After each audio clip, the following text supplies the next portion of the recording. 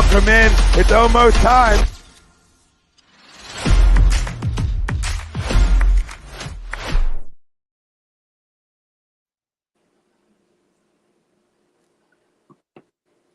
NFL Draft Week. Each and every week, we're exclusively on A2D Radio, streaming live on Facebook, YouTube, Instagram, and Twitter. Download us wherever you get your podcasts. If you miss anything, Spreaker, Spotify, Google Play, iHeartRadio, iTunes. A lot of stuff to talk about tonight. Aaron Rodgers is a Jet. We got the elephant in the room, joining myself and Brad, Mr. Gordy Combs, a Towson football legend, coach players like Sean Landetta, David Meggett, Terrence West. I'm sorry, you missed Terrence West. We just talked about that.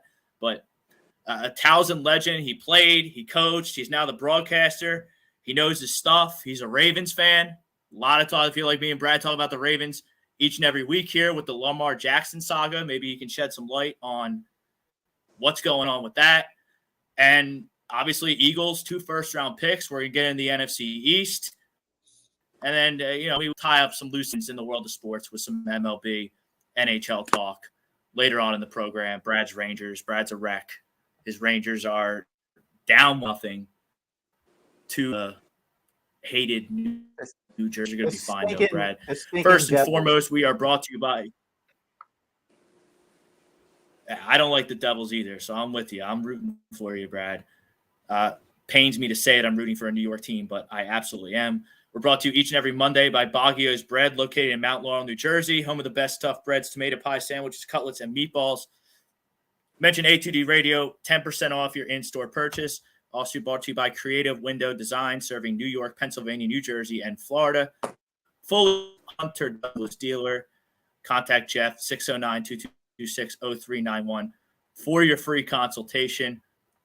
Each and every week, we start with a poll question. We are just going to get right into it because, guys, I think Howie Rosenan is up to something down there at the NovaCare Complex, as he usually is. I don't know what it is. I don't know if it's Bijan Robinson at 10. I don't know if it's trading back, trading up for Earl Anderson.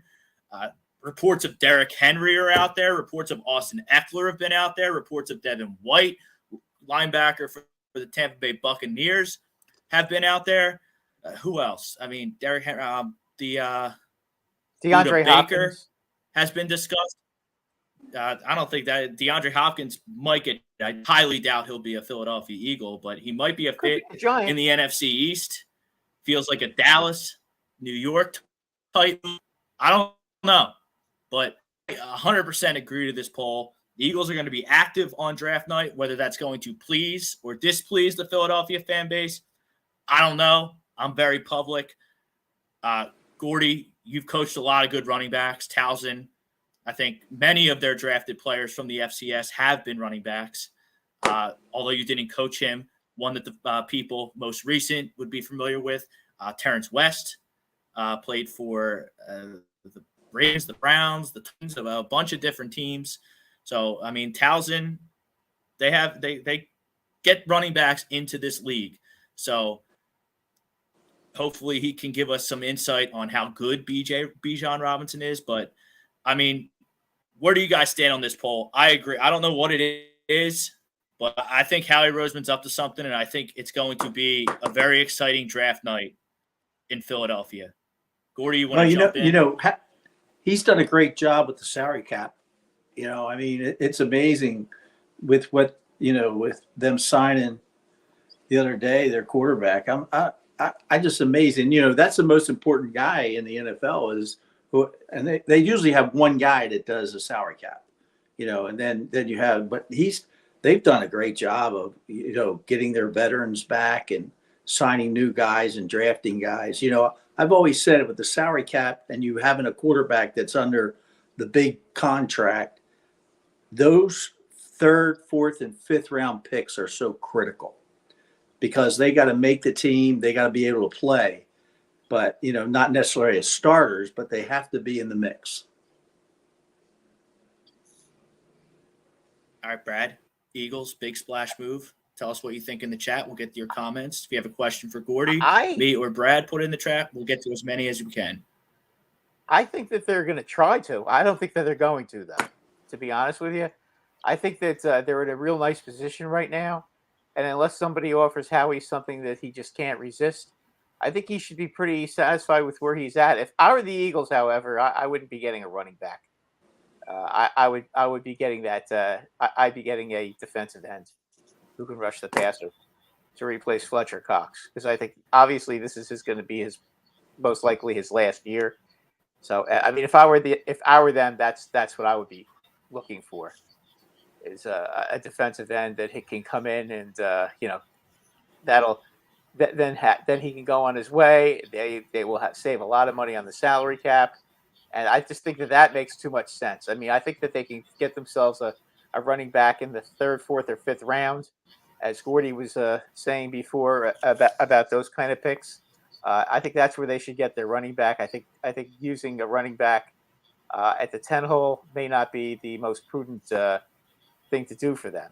I understand the guy is good, but I mean, if you're giving him the ball, you're taking the ball out of the hands of Jalen Hurts and those receivers. So I think that would be a mistake. But again, I haven't always been right about that kind of stuff, so I'm not going to sit here and say it's an absolute. But I just think that they're going to go about their business, and if something comes up that intrigues Howie, maybe he'll do it. But I don't think he's going to do any crazy things like switching, like moving up in the draft and doing stuff like that. He's already got the 10th pick, okay, and they're set up very well. So there's really not that much of a reason, unless somebody, they really like somebody.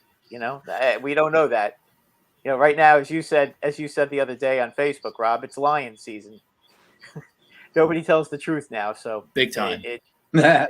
So you just don't know. I think Gordy, where do you stand? Should make a move at linebacker, a free agent linebacker, but it's going to cost them money, and with signing the quarterback, there's not going to be much money left, and then you got to, when you have the 2 top draft picks like they have in the top 15, that's going to cost money too. How do you feel about drafting a running back with a first round high-end premium pick? Obviously, Saquon Barkley went that high. Leonard Fournette went that high. Christian McCaffrey went that high. Really, the only one that's really stood the test and was still with the team that he was drafted on is Saquon Barkley and the Giants. So, is it smart? I think it's a little archaic to be anti one position, especially when it's an offensive league. But where do you stand on the value? I think it's the shelf life of the running back. I think that's what people are concerned. They're not concerned about the initial contract when they get drafted. I mean, just like Barkley's going through right now, he's a franchise guy. What is he, 26, 27 years old? So, it's getting that first big contract. But I don't think that should matter. If you like him, you got to take him, and that's what some of the better GMs do. If they like the guy, they're going to take him no matter what. It's the same thing with quarterbacks. If you like the quarterback, that's a big decision right now, whether the young man from Ohio State or Alabama is going to go first. I'm a little concerned about Young being 5'10", 5'11". That's what I would be concerned about. Even though he played at the highest level in college, that's still a concern for me.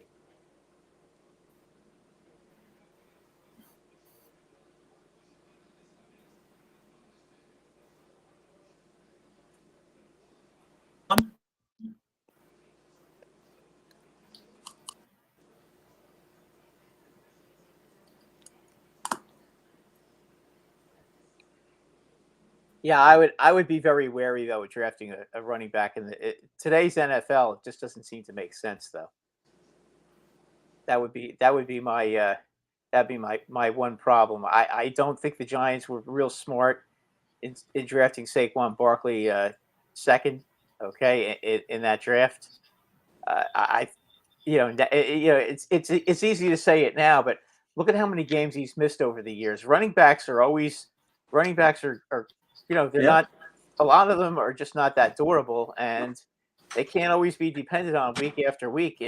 As I said, the Eagles have made a living at drafting great defensive linemen and great offensive linemen. That's how they've been winning the last God knows how many years. Whether Andy Reid was the coach, or that bum Chip Kelly, or what they got now. I mean, this is who they are. This is their identity. I would think it would be a big mistake for them to be going after a running back, but again, if they think the running back, if they think that running back is going to be something incredibly special, let's say he's, Jim Brown type of running back, yeah, sure, okay, maybe if that's the case, but unless the guy is like that, I don't think so. I wouldn't do that because the Eagles have such a good offensive line. Do they really need to? Do they really need to do that? Well, it goes back to what your need is and the best player available. And, I think it's more your need than the best player available. I think that, and you have to be confident in what you're going to take. You can't look back on it once you do make that decision to draft a guy like the Robinson, the Texas running back. But, I mean, you got 2 picks in the first round. And that's it. That's your need. And he's available. You got to go for it. And like I said before, it's not the initial rookie contract that you have with him. It's the next contract, as we're seeing with Barkley. Even though the Dallas guy got a lot of money, Ezekiel Elliott got a lot of money.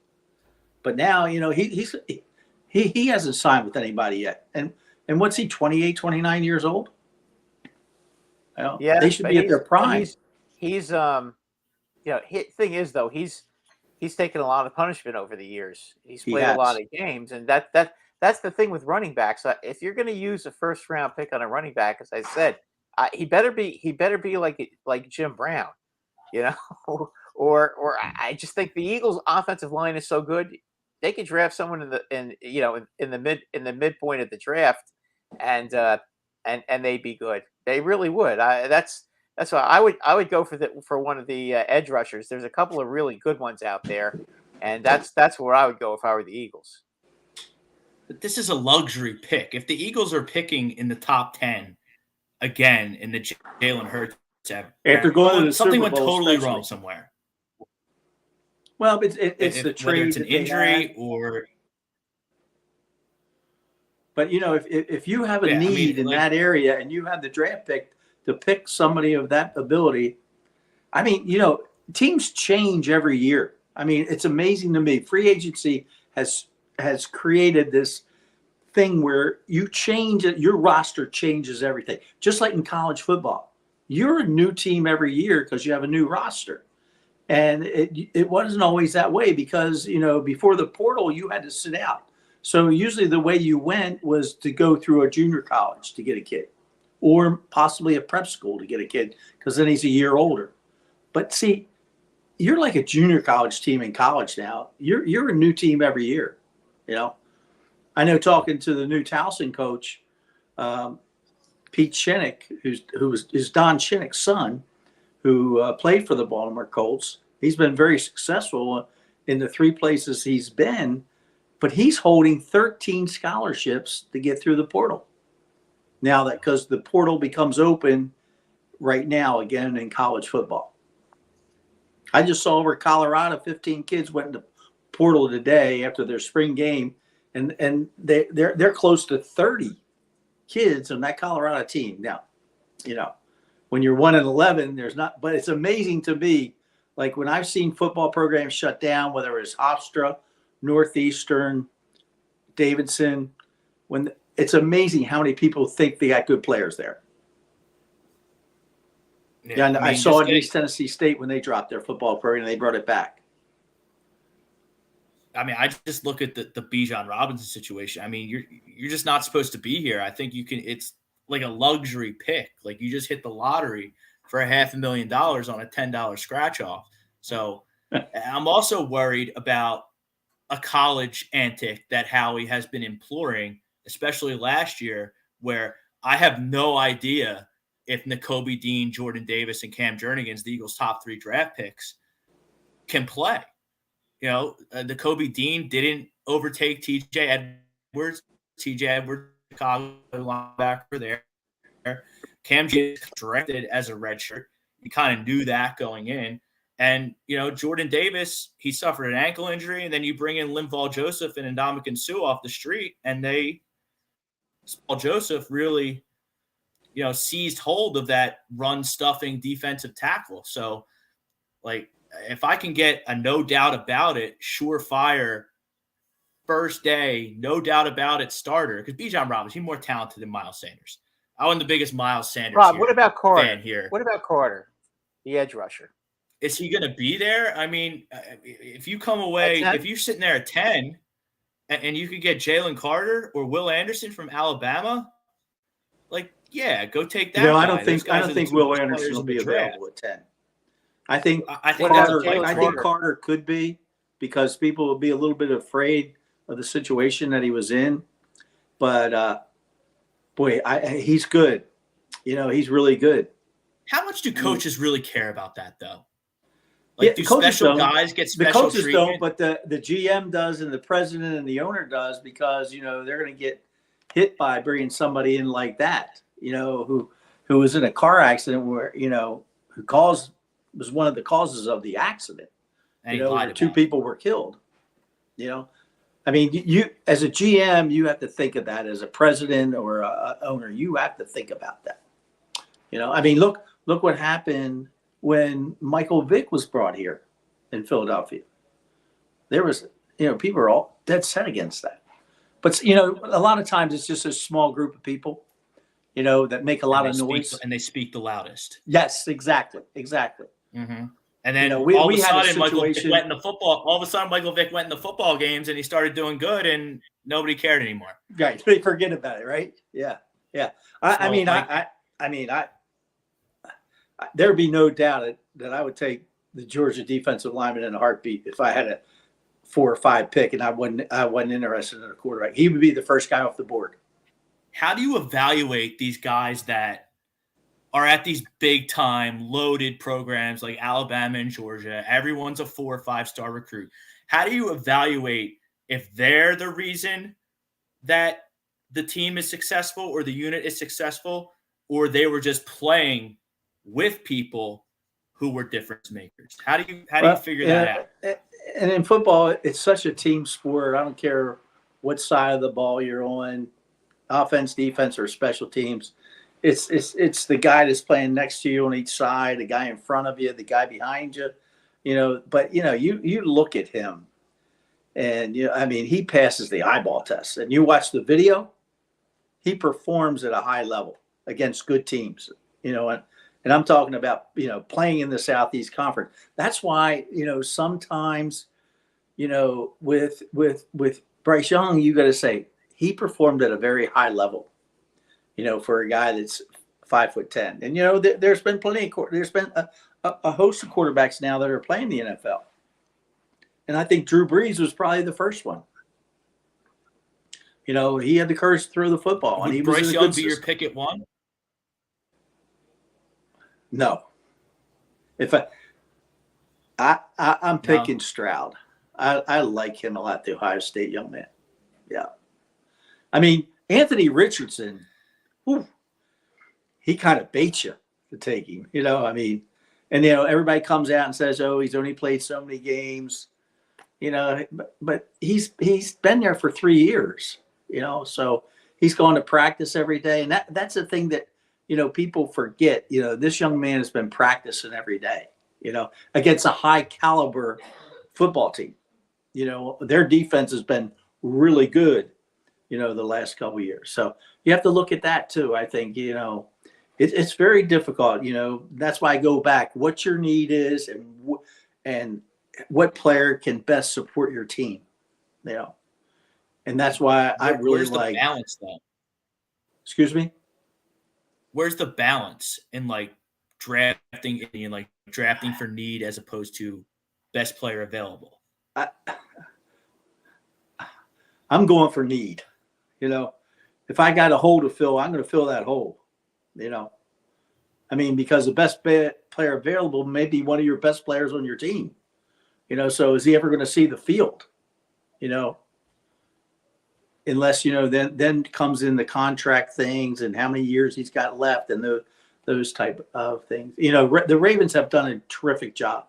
Now they've lost some really good players over the last couple of years to free agency. But at least they get some of that back depending on where the guy was drafted and the draft picks, the supplemental picks that they get. So they're a good drafting team, the Ravens. They really are. I mean, it just seems like somebody when people leave, they bring more people in, and it just seems like a seamless transition with them. Yeah, and they haven't missed a beat with when Ozzie was the GM and now where DeCosta's the GM. But the constant thing is ownership and Steve Bisciotti and Harbaugh, the coach. Those things are so important. Now, Costa has a lot of, he had some opportunities to lead, but he knew Ozzie was getting up in years. And, Ozzie's still around. I think that, Ozzie still has a big influence on, what's going on. He just not there all the time to do it. Gordy, what's the feeling about Odell Beckham there? The Ravens went and signed him. Is there a feeling of, oh my God, we got Odell Beckham, or is it negative? Is it positive, or is it kind of like a wait and see thing with the Ravens fans? I think what you said last, wait and see what happens. I think they thought maybe this is a little bit of a trump card to get Lamar to stay. We're going out and spending money. They really, they've missed on some wide receiver picks. But they went out. They signed. Hollywood was a bad one. Yeah. That and you know what? Look, how much did he play this past year for the Cardinals? He didn't play very much at all. I mean, no. He maybe played 2/3 of the season or half the season, if that. But he's a long ball guy. The only thing that I always felt about small receivers, it's a small catch radius when you're the quarterback. I mean, you have to be very accurate to be a quarterback when you have 5'8", 5'9" receivers. Especially when you're. I mean, you don't want to throw it out to him. Because you have to be perfect to throw that out to him. That's why you like some big receivers, and that's why they like those guys in the slot, because they're running underneath routes and then just takeoffs. They're running the post. You mentioned C.J. Stroud was your favorite quarterback. You think he should go number one? I don't know if it's Lions season or team stuff, but there's a lot of shade getting thrown at C.J. Stroud leading up to the draft. He skipped some BS in camp to work out his teammates. He was getting crushed for that on Twitter. He got like a 12% on whatever they call that Wonderlic thing they do at the combine now. So why are you so gung-ho about C.J. Stroud going number one? Well, watching, I don't know him as a person, but, when I watch him play, that's what he makes plays. And he's accurate at throwing the football. And I think that's the number one thing is accuracy, not the stat of, so many balls thrown, so many balls completed. No, you got to watch the video and say, okay, even though this receiver dropped the ball, that should have been caught, and he had some of those, Now he had good people around him, and he had a good offensive line.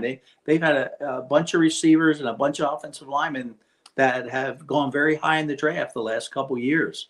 So, he's had some good people around him, So I just, as a head coach or as a recruiter or a GM or the head coach at the pro level, you have your gut feeling, You have to have a gut about a guy, and I know that sometimes that's, some people don't have that gut feeling. I know that I recruited a young man from Middle Township High School. He is one of the best football players we had better players, but football player.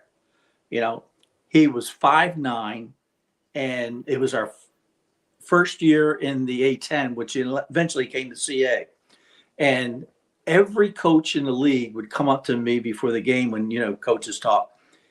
He said, Gordy, where did you get number 24? You know, his name was Petey Moore. Clarence Moore is his first name, really, but his nickname was Petey. And you know what? I went into his high school because when I became the head coach at Towson, I still recruited South Jersey. And I said, I'm not giving it up. I know all the coaches. I know, you know, what's going on in South Jersey. I know what the players are like there. So I still recruited that. And I went in and I sat with PD in his high school, in his coach's office, and I liked the young man. I came home from the recruiting. I gave the videotape to our secondary coach.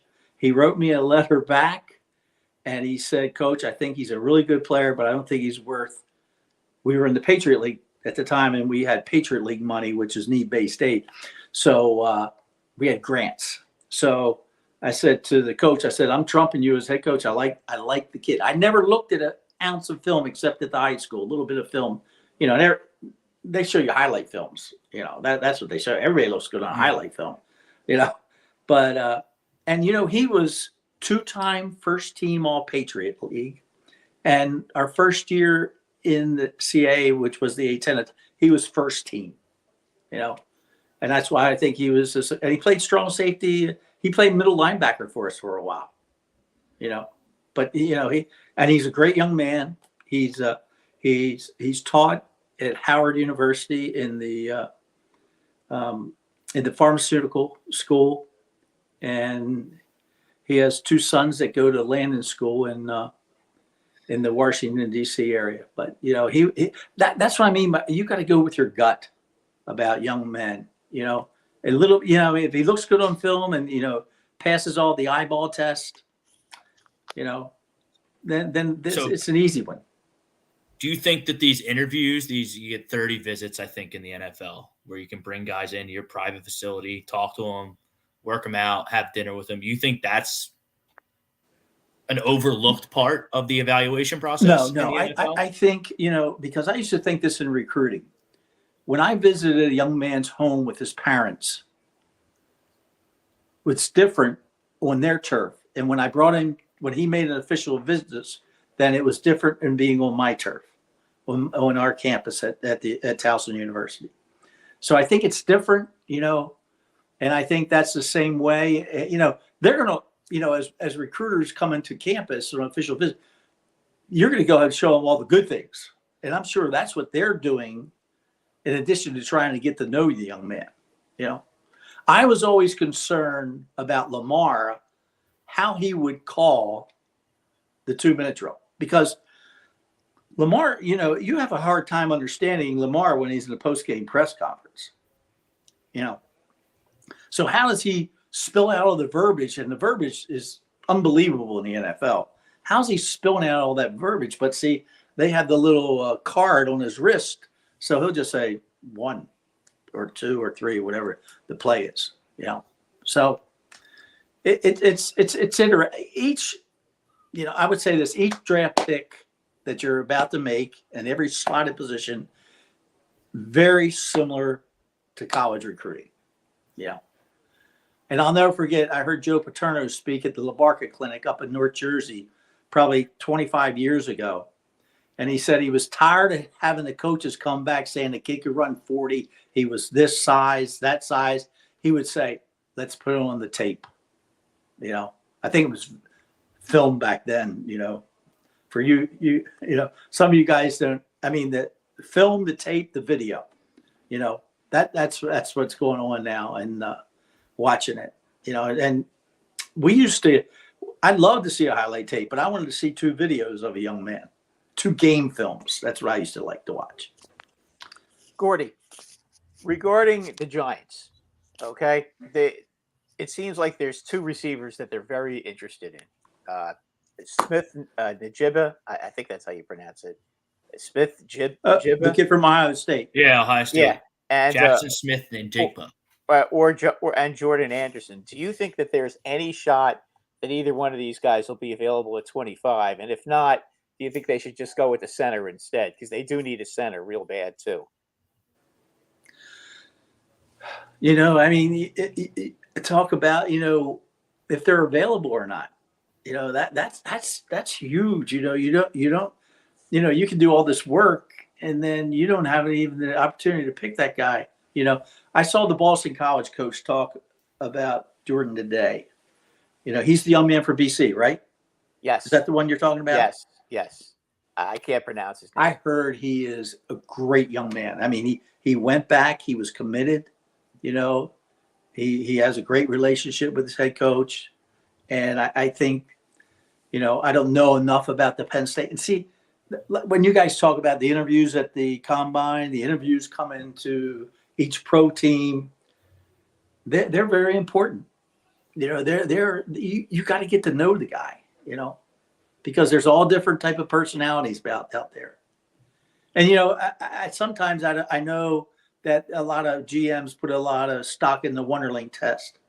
You got to take into consideration the Wonderlink. I don't think some of them even don't use it anymore. I think that's more of an NFL thing than a specific team right now. But it's a process, and sometimes you got to be lucky, rather be lucky than good. And sometimes guys get taken before you, so now you got to go to your next one. Especially if you're drafted that late in the process at 25, because we've all seen it. They're like they always talk about a run. I mean, would they be better off? Do you think they might be better off? There's a couple of pretty good tight ends that are available. Would they be better off just drafting another tight end to go with Waller and not worry about wide receiver? Oh yeah, I think I think a good example is what the stretch that the Ravens have gone through with Andrews now, and then the guy that they drafted out of South Carolina that then they traded, and now he was with Cincinnati, I think, last year. Now he's with another team. I forget his name right off, but he was a baseball player. He was a baseball player. Yeah, Hayden Hurst. Yes. Okay, that's the guy. Yeah. And there's nothing wrong with having two tight ends. It's instead of three receivers. But you have to have those four receivers so you can 2-minute drill or third down but there's nothing wrong with having three wides and a great tight end like Andrews for the Ravens. No, I know when we played Joe Flacco when he was a junior at Delaware, and we had a sophomore quarterback by the name of Sean Schaefer who threw for the most yardage in Towson history, threw for almost 12,000 yards. Those four receivers that he played with his sophomore year, when we beat Delaware at Delaware, I used to say we beat Joe Flacco, but I had to change that because I said we outscored him 49-35 at Delaware. And Delaware is a very difficult place to win. And, our quarterback was outstanding, but those four receivers were probably the four best receivers that played as a group at Towson. We had other receivers that were maybe better than some of those guys, like Jamal White from Triton Regional High School, who's in the Towson Hall of Fame, who was All-American as a sophomore. But those four receivers, Paul Gray, Demetrius Harrison, I can't remember the other two right now, but they were really good. Do you think that limits you as a coach, as a play caller, when you have your best set is 12 personnel with the two tight ends and the one running back? Or do you just kind of see what you have talent-wise? No, because a lot of those good receiver, that other tight end is really an H-back now. He's kind of a bigger fullback that can block. He's maybe in that 6'2.5", 6'3" range, about 245. Like the guy that the Ravens have, that's their H-back, is the young man from University of Maine who was a defensive lineman, just drafted as a defensive lineman. And he's had a great career. So I don't think it hinders you at all, because teams aren't used to playing two tight ends because there's not a lot of teams that do that, with two tight ends. I mean, fullback, how many fullbacks are there in NFL now? Yeah, one. Maybe Yeah, 3 or fine. 4. You know, they better usually be good special teams players. Because I think the Patriots, Aaron Hernandez and Rob Gronkowski, I mean, on the football field speaking, they were kind of moving towards this where the 12 personnel was kind of their base. And they were hitting seams and they were doing all kinds of things. And then, all that extracurricular stuff with Aaron Hernandez went along. And I feel like teams went away from it. Do you think that could be kind of a new trend in the NFL? Yeah. Could that work in the NFL? Yeah, and I think here's what the other thing that has happened is that a lot of teams has gone to that hybrid. They have the Mike, who's a true inside linebacker who plays between the tackles. Then you have the Willie linebacker who can get out of the box. Then they have the hybrid that's in between a strong safety and an outside linebacker. And a lot of people are going to a 4-2-5. You have 4 down linemen, you have 2 linebackers, and you have 2 strong safeties, 2 corner, and a free safety. And those hybrids are so important. And now you can have that defensive end who is not as big as the guys used to be, like a Deacon Jones and those type of guys. But now you have the guys that are, 6'3", 250 that are fast. So, you can even then put them in an 8-man coverage when you rush 3 people. So it gives. I think that's the trend that you see more teams going to in that 4-2-5. Does that help you or hurt you defending 12 personnel? It doesn't hurt you. It doesn't hurt you. I don't think, because now you have another athletic guy on the field, and now you can match up with the corners real well, and then you can match up with the man coverage with the 2 strong safeties on the 2 tight ends. If you go man free. I want to ask you another question about the Giants. They paid their quarterback too. Yes. Jalen Hurts got paid. Daniel Jones got paid. Is that smart? Is that dumb? What do you think of Daniel Jones, and can he repeat his success of last year? Because if you believe in Daniel Jones at all, you got to get some type of playmaker for him, don't you? Yes. Yeah. And, I think that's the thing that Cincinnati did so well, with Burrows and the wide receiver they played with at LSU. And the other 2 guys got better, the young man from Pitt and then number 85. I'm a big number guy, because that's – I might not know the guy's name, but I know what number he is. T. Higgins and what's the other guy's name, Rob? It's T. Higgins and Tyler Boyd over there. Yeah, Boyd was from Pitt. Right. Yes. Yeah, I think that, you have to have – you don't necessarily have to have a number 1. But if you have a number 1, he's going to take a lot of the coverage. As a former defensive coordinator, I'm going to know where that number 1 receiver is all the time. And I'm going to probably, whether I'm in zone or man, I'm going to match up my best corner. Because I'm not going to let him beat me. I'm going to let those other guys beat me. And I think the Giants need that. I think that Jones has been groomed by a very great quarterback coach. David Cutcliffe had both Mannings, and we've seen what both Mannings have done. And he had Jones for the whole time he was at Duke. And I think, you can never rule that out, how important that is in how the background of growing up and how things are presented. It's one thing the pre-snap read, but then, the NFL does a great job of coverage, disguising coverages, and they're so good. I think, everybody knows the number 1 player is a quarterback. And, you decide who the number 2, 3, and 4 guy is. You can go down the list, corner and left tackle. That they were always my favorite. And, you talked about the offensive line earlier. That was always my security blanket, because I felt if we had a veteran offensive line, I would count how many starts from tackle to tackle we had. And I knew we were going to be pretty good. And when I reflect back when we were good, in 06, we were very good. and we had a really good offensive line. That's when Jermon Bushrod played for us. And, you know, he was a 5th-round pick of the Saints. He was a left tackle for Drew Brees when they won the Super Bowl. And then he went to the Bears for 5 years at a big contract. And then he played 2 years for Miami, and he played his last year with the Saints. And, you know, but we had also a good center, 2 good guards, and our right tackle was really good. You know, so and then in the early 90s, we had a great offensive line. And, you know, that was always, you know, if you had somewhere, I'd say around 70 starts with your offensive line, you had a good chance to win. But that goes back to what you said before about having a good offensive line. Well, and, Gordy, that's what the Eagles have had. You coached a guy you coached Dave Meggett, right? Mm-hmm.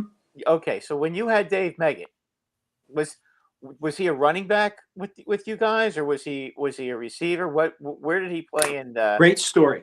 He was a wishbone quarterback in high school. Played at Bonds Wilson High School in Charleston, South Carolina. Not heavily recruited because David was 5'8", and he went to Morgan State, our crosstown rivals. And at one time, before he transferred to Towson for his final 2 years, and he owned the stadium record at Towson for most interceptions in a game, 3. And then when he was a tailback for us. And what happened was, I was the defensive coordinator when David played for us. I was going to have him as one corner, who would be a shutdown corner, and the other corner was going to be Jeff Thompson, another guy. Well, Jeff doesn't get his other year of eligibility because he was under the 5-year rule because he was a lacrosse player too, and he went to Sullivan Community College, and then your clock starts. So I lost Jeff Thompson. So our first day after spring, Phil Albert, our head coach, says to me in the meeting after practice, he says, Gordy, he said, I'm going to take a look at David at tailback. So that's how David became a tailback, and a great one. You know, I mean, he won the Walter Payton Award. You know, I mean, Coach Albert always asked, he said, David, I don't understand this coverage you're running at Morgan. He said, Coach, it was pretty easy. He said, we would say, you got him. Uh-oh, here they come when we were breaking the huddle.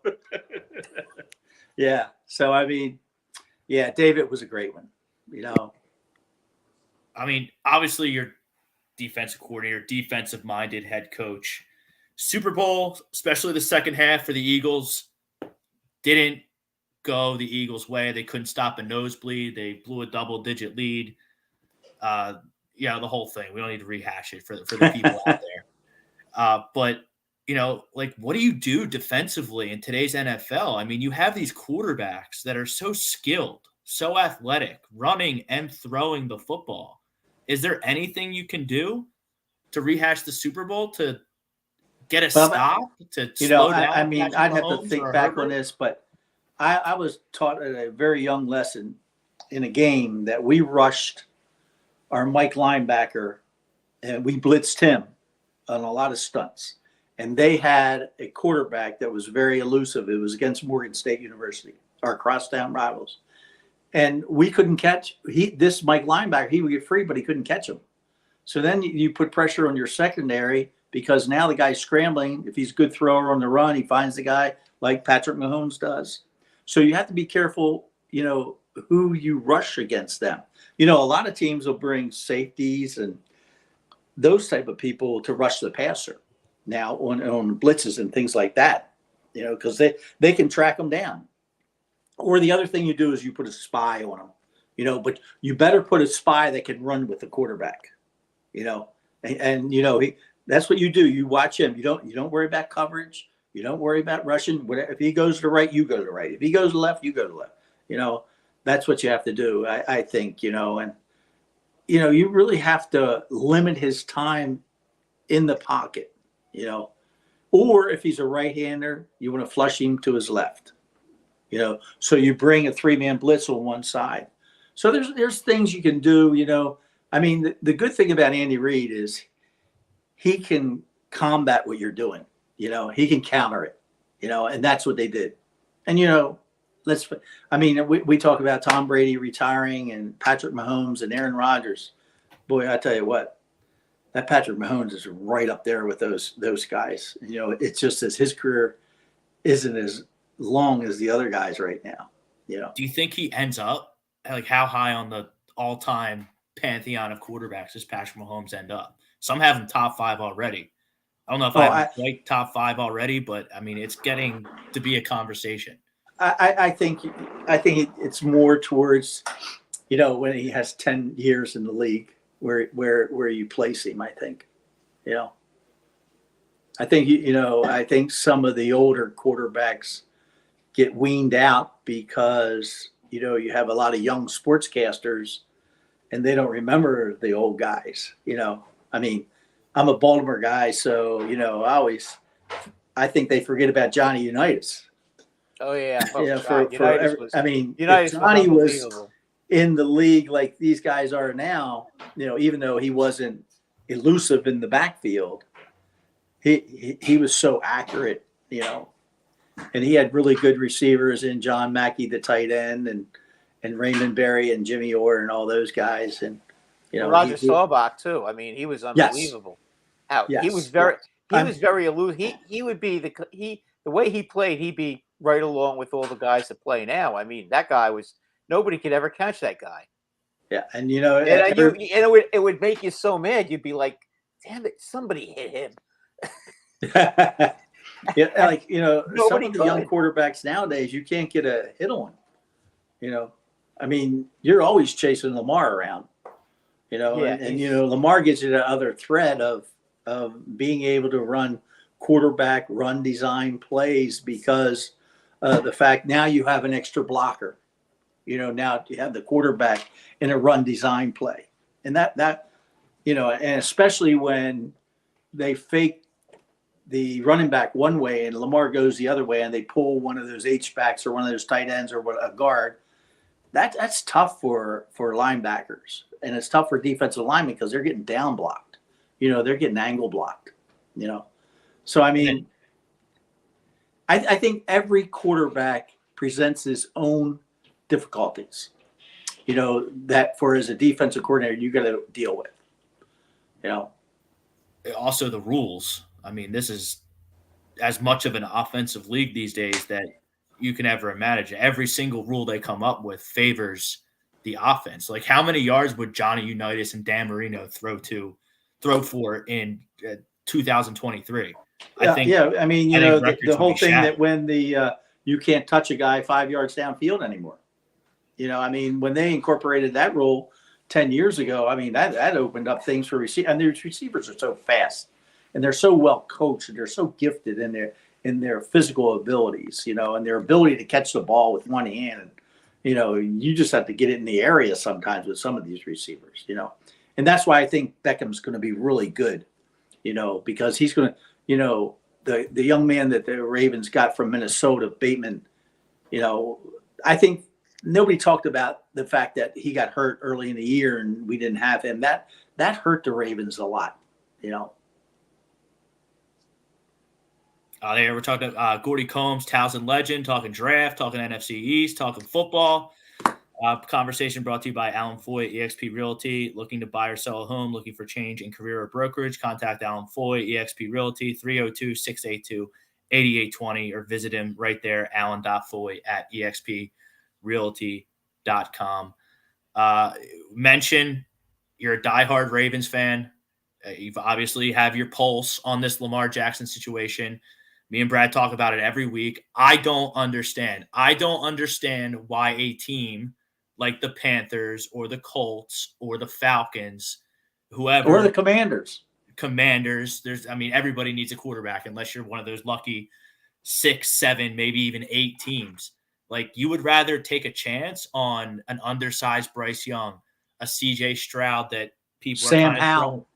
Like, say they have Sam Howell, and why? Like, you're gonna. I mean, and I think Ron Rivera is a terrific football coach, and now they're under new ownership, so I think that, you know, they can get that stink out of there and kind of move forward. But you're not going anywhere with Sam Howell.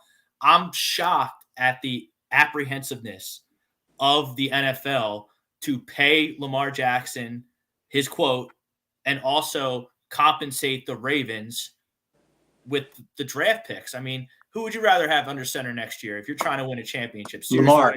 Lamar Jackson or Anthony Richardson? Lamar Jackson or Sam Howell? Lamar Jackson or Desmond Ritter? Lamar Jackson or Daniel Jones? Giant, didn't you go? Yeah. Listen, I like Danny, but he's not Lamar. Lamar is he's such a unique player. There's not many Lamars out there. I mean, when he gets in the secondary, it's over for. I mean, I would hate to be a strong safety or a corner or a free safety to try to tackle Lamar Jackson in the open field. I mean, he's already exhibited his importance. How does he not have a team, though? How does he not have a team? When the Browns signed, I don't think a lot of people bring this up enough.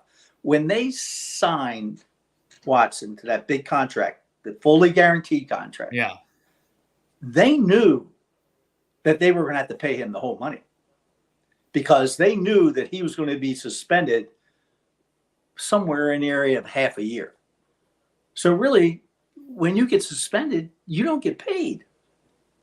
So they weren't going to have to come at. Now they renegotiated that contract again. So, I mean, Patrick Mahomes had his renegotiated, so that's what's going to happen. It's that initial onslaught, that really hurts your salary cap. That's the big thing you have to be worried about. I mean, how detrimental is it to sign the rest of your guys? And that's why I said before, those 3rd to 6th round picks in the draft have to make your team and have to be contributors. So that's why it's so important to gather maybe an extra 3rd or extra 4th pick. I mean, unless you trade your number ones, everybody's going to have a number one. So you're going to get one of the top 32 players in the country coming out of college. And there's so many positions on the field. There's 22 different positions. The odds are that you could get the best player at a certain position. Right. And the other thing is now, if you have a place kicker like Tucker is for the Ravens, you got to pay him because he's worth every cent he gets. Because that's a weapon. Automatic. Yeah, no, he's a guy that kicks 55, 60-yard field goals on a regular basis is a weapon because as soon as you get to midfield, you're thinking, even if the drive stalls out, you can pop a 3-pointer in there. I had the luxury of when I was the defensive coordinator at Towson in the early 80s, I had Sean Landetta as a punter. Now he could back the other team up, so we knew, instead of being 60 yards away, we knew they were going to be 80 yards away. And that's another weapon you have to have. And that's another guy you got to pay when you get a good one, who gets them off and doesn't get them blocked. That's pretty special. Yeah, there's three punters that I think have been unbelievable in their primes. Ray Guy, of course, who was the best. Reggie Roby, who probably doesn't get very much credit at all, but I mean that guy was unbelievable. He kicked the ball so high nobody could catch it. That was part of the problem. And and Sean Landetta was unbelievable. He was unbelievable with the Giants. He was really good with the Eagles too, if I remember correctly, didn't he? He was good with the Rams. Yeah. He always said, "I love kicking in a dome." Yeah, I bet he did. That's what Sean would always say. When he would come back, he said, "I'm kicking in a dome this week." He would come during his open week, and he would say to me after practice, he would say, "Can I use your punt returners to kick the ball?" To kick him some balls because he wouldn't, during an open week. And I said, sure. I mean, but he would back those guys up. And, he had that ball that would just take off. It looked like a rocket when he took it. I mean, those guys are special. You have a good punter and a good place kicker, you get a good chance of winning. You by Dr. Make them yours too. Therapy, Dr. Paul Fidel.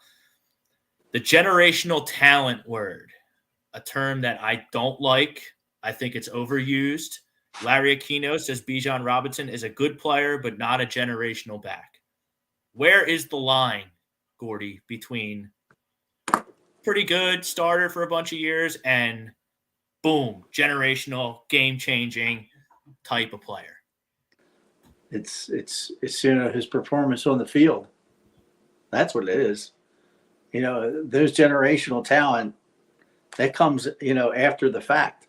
That he's already proved what he can do on the field week in and week out and year in and year out. I mean, potential gets you fired as a head coach. Expectations get you fired as a head coach. There's another one. That's why, when they talk about the Jets, that's why I keep saying, it's the same thing they said about the Browns 2 years ago, how good they were going to be, and they might have had two of the best receivers in football, and Beckham and I forget the other guy. Jarvis Landry. I mean, they were two great receivers, but maybe they didn't have the offensive line. Maybe they didn't have the right chemistry. You got to have the right chemistry. Well, the quarterback was kind of a kook. That was part of the problem. Yeah. And that was Baker, right? Baker Mayfield. Yeah, but I mean, you've got three guys that are a little. They're kind of flaky. Beckham was a little flaky, as we all know, but he's a great player, but very flaky, and so is Landry. I mean, same thing with him. And Baker was kind of a little bit of a goofball himself. So you had three guys that were a little, questionable as far as just their personalities, and then you didn't have a strong coach. They might have had, maybe they were coming out of college and they had these good personality traits with all the people talking to them, talking to the trainers, talking to the sports medicine people, talking to the equipment people. I mean, these NFL scouts do such a great job, in terms of trying to find out. But, sometimes, people won't say what you want to hear, If you take a look at that draft, though, how crazy is it that you look at that draft, right?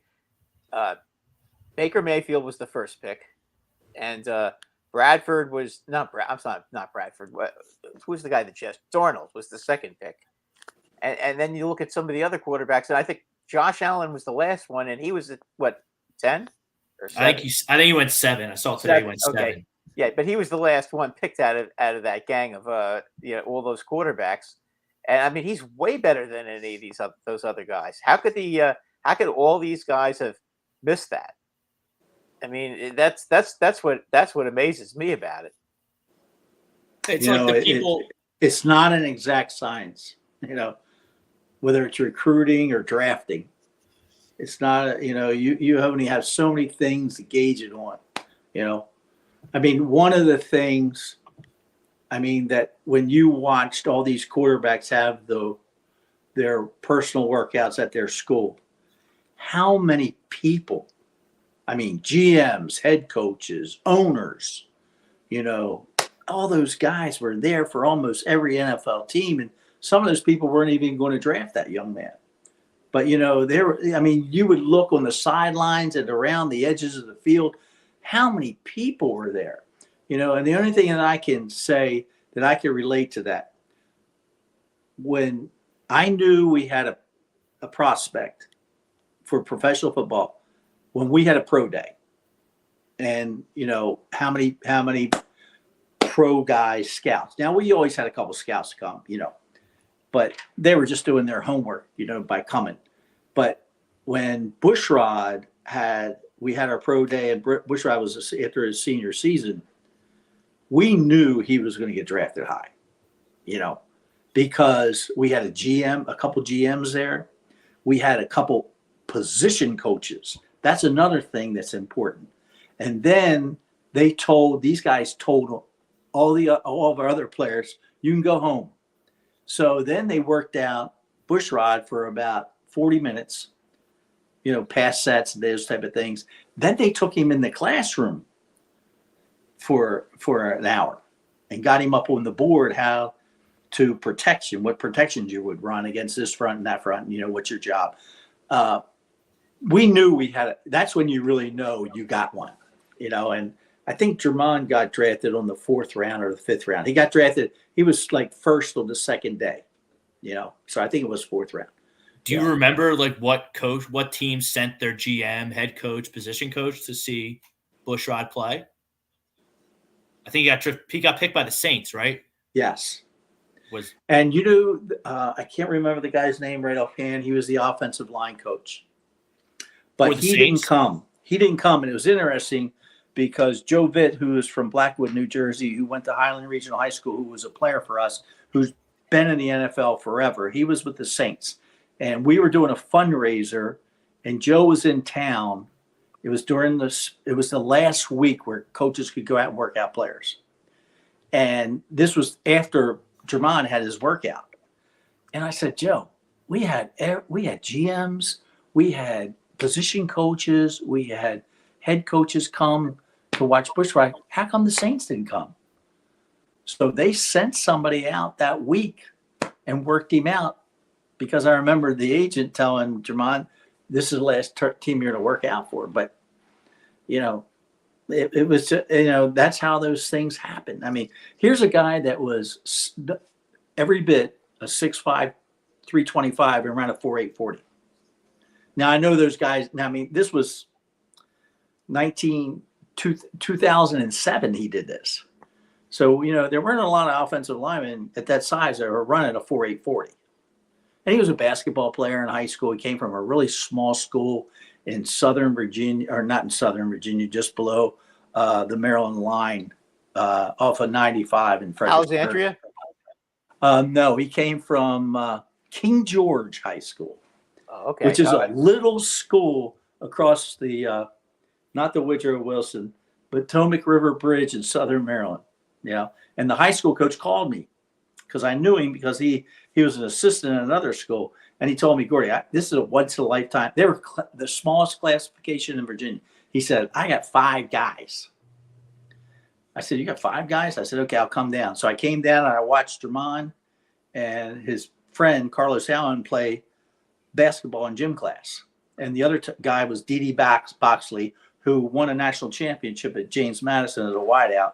And then there was a tight end, and there was 2 other guys that went to Bridgewater College because, they were in between guys that, they weren't. But William & Mary didn't recruit Jermon, in their own backyard. Richmond didn't, but this high school coach called me and told me. So I just went down, to watch these kids. And I said, we're going to recruit those 2, And Carlos Allen was a 4-year starter for us at defensive line. And Jermon, we redshirted as a freshman because he broke his ankle, but we weren't going to play him anyway because we were getting in the A-10, and we didn't scholar. We were Patriot League at the time with Jermon. So his family didn't qualify for nothing. And Carlos, his friend, because he was a single parent, qualified for everything. So when Jermon came for his visit, I said to his dad, Mr. Bushrod, I said, we will scholarship him the last 3 years. And if you pay the first 2. And beginning of his redshirt sophomore year, which was his 3rd year because we redshirted him, and he played a little bit as a redshirt freshman. He played a lot, I should say. And I'm walking out of the field house after we won our first game, and Mr. Bushrod comes up to me and says, Coach Combs, you're a man of your word. Because paperwork went through for his redshirt sophomore, redshirt junior, redshirt senior year. And I'm walking away from Mr. Bushrod, and I said to myself, that wasn't a hard one. Because at that size, he was probably 6'4", 6'3 and a half, 275 pounds as a fresh senior in high school. But when I saw him play basketball and move his feet, I knew he was going to be a player. How does a big school in that area, like Virginia Tech, Maryland, how do they miss that? It's off the beaten path.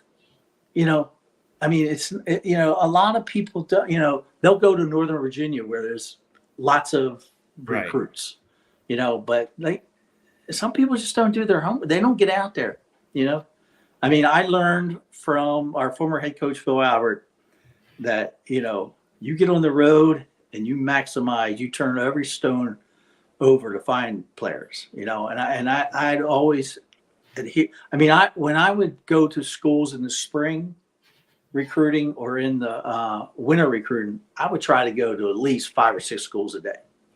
to see kids, you know. And I think, you know, we at Towson had to be visible because we didn't have a name. You know, I can remember one time somebody saying, "Oh, are you from Arizona, Towson?"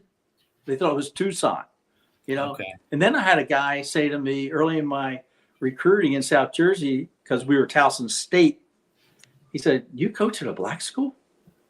You know, which was unheard of for a white guy to coach at a black school 35 years ago, you know. But I just felt in recruiting, you had to be a very visible recruiter, you know, because high school coaches love when a football coach comes because they can get out of class, you know, those type of things. Now, I think it's a lot harder now because with all the restrictions of getting into a school, I used to know what school to go in, the back door, the side door. You know, now if I did that, I would get arrested for going into the school without going through the main office. Yeah, you're not kidding. I didn't get the little badge and give my ID, you know, or they say you didn't call, you know. So I mean, it's changed in that regard. I mean, I was you know, I learned a long time ago. You just don't go to a school if they have a player. You know, you go right by a school. Okay, I spend 20 minutes with the coach, you know, and that's what you do. Well,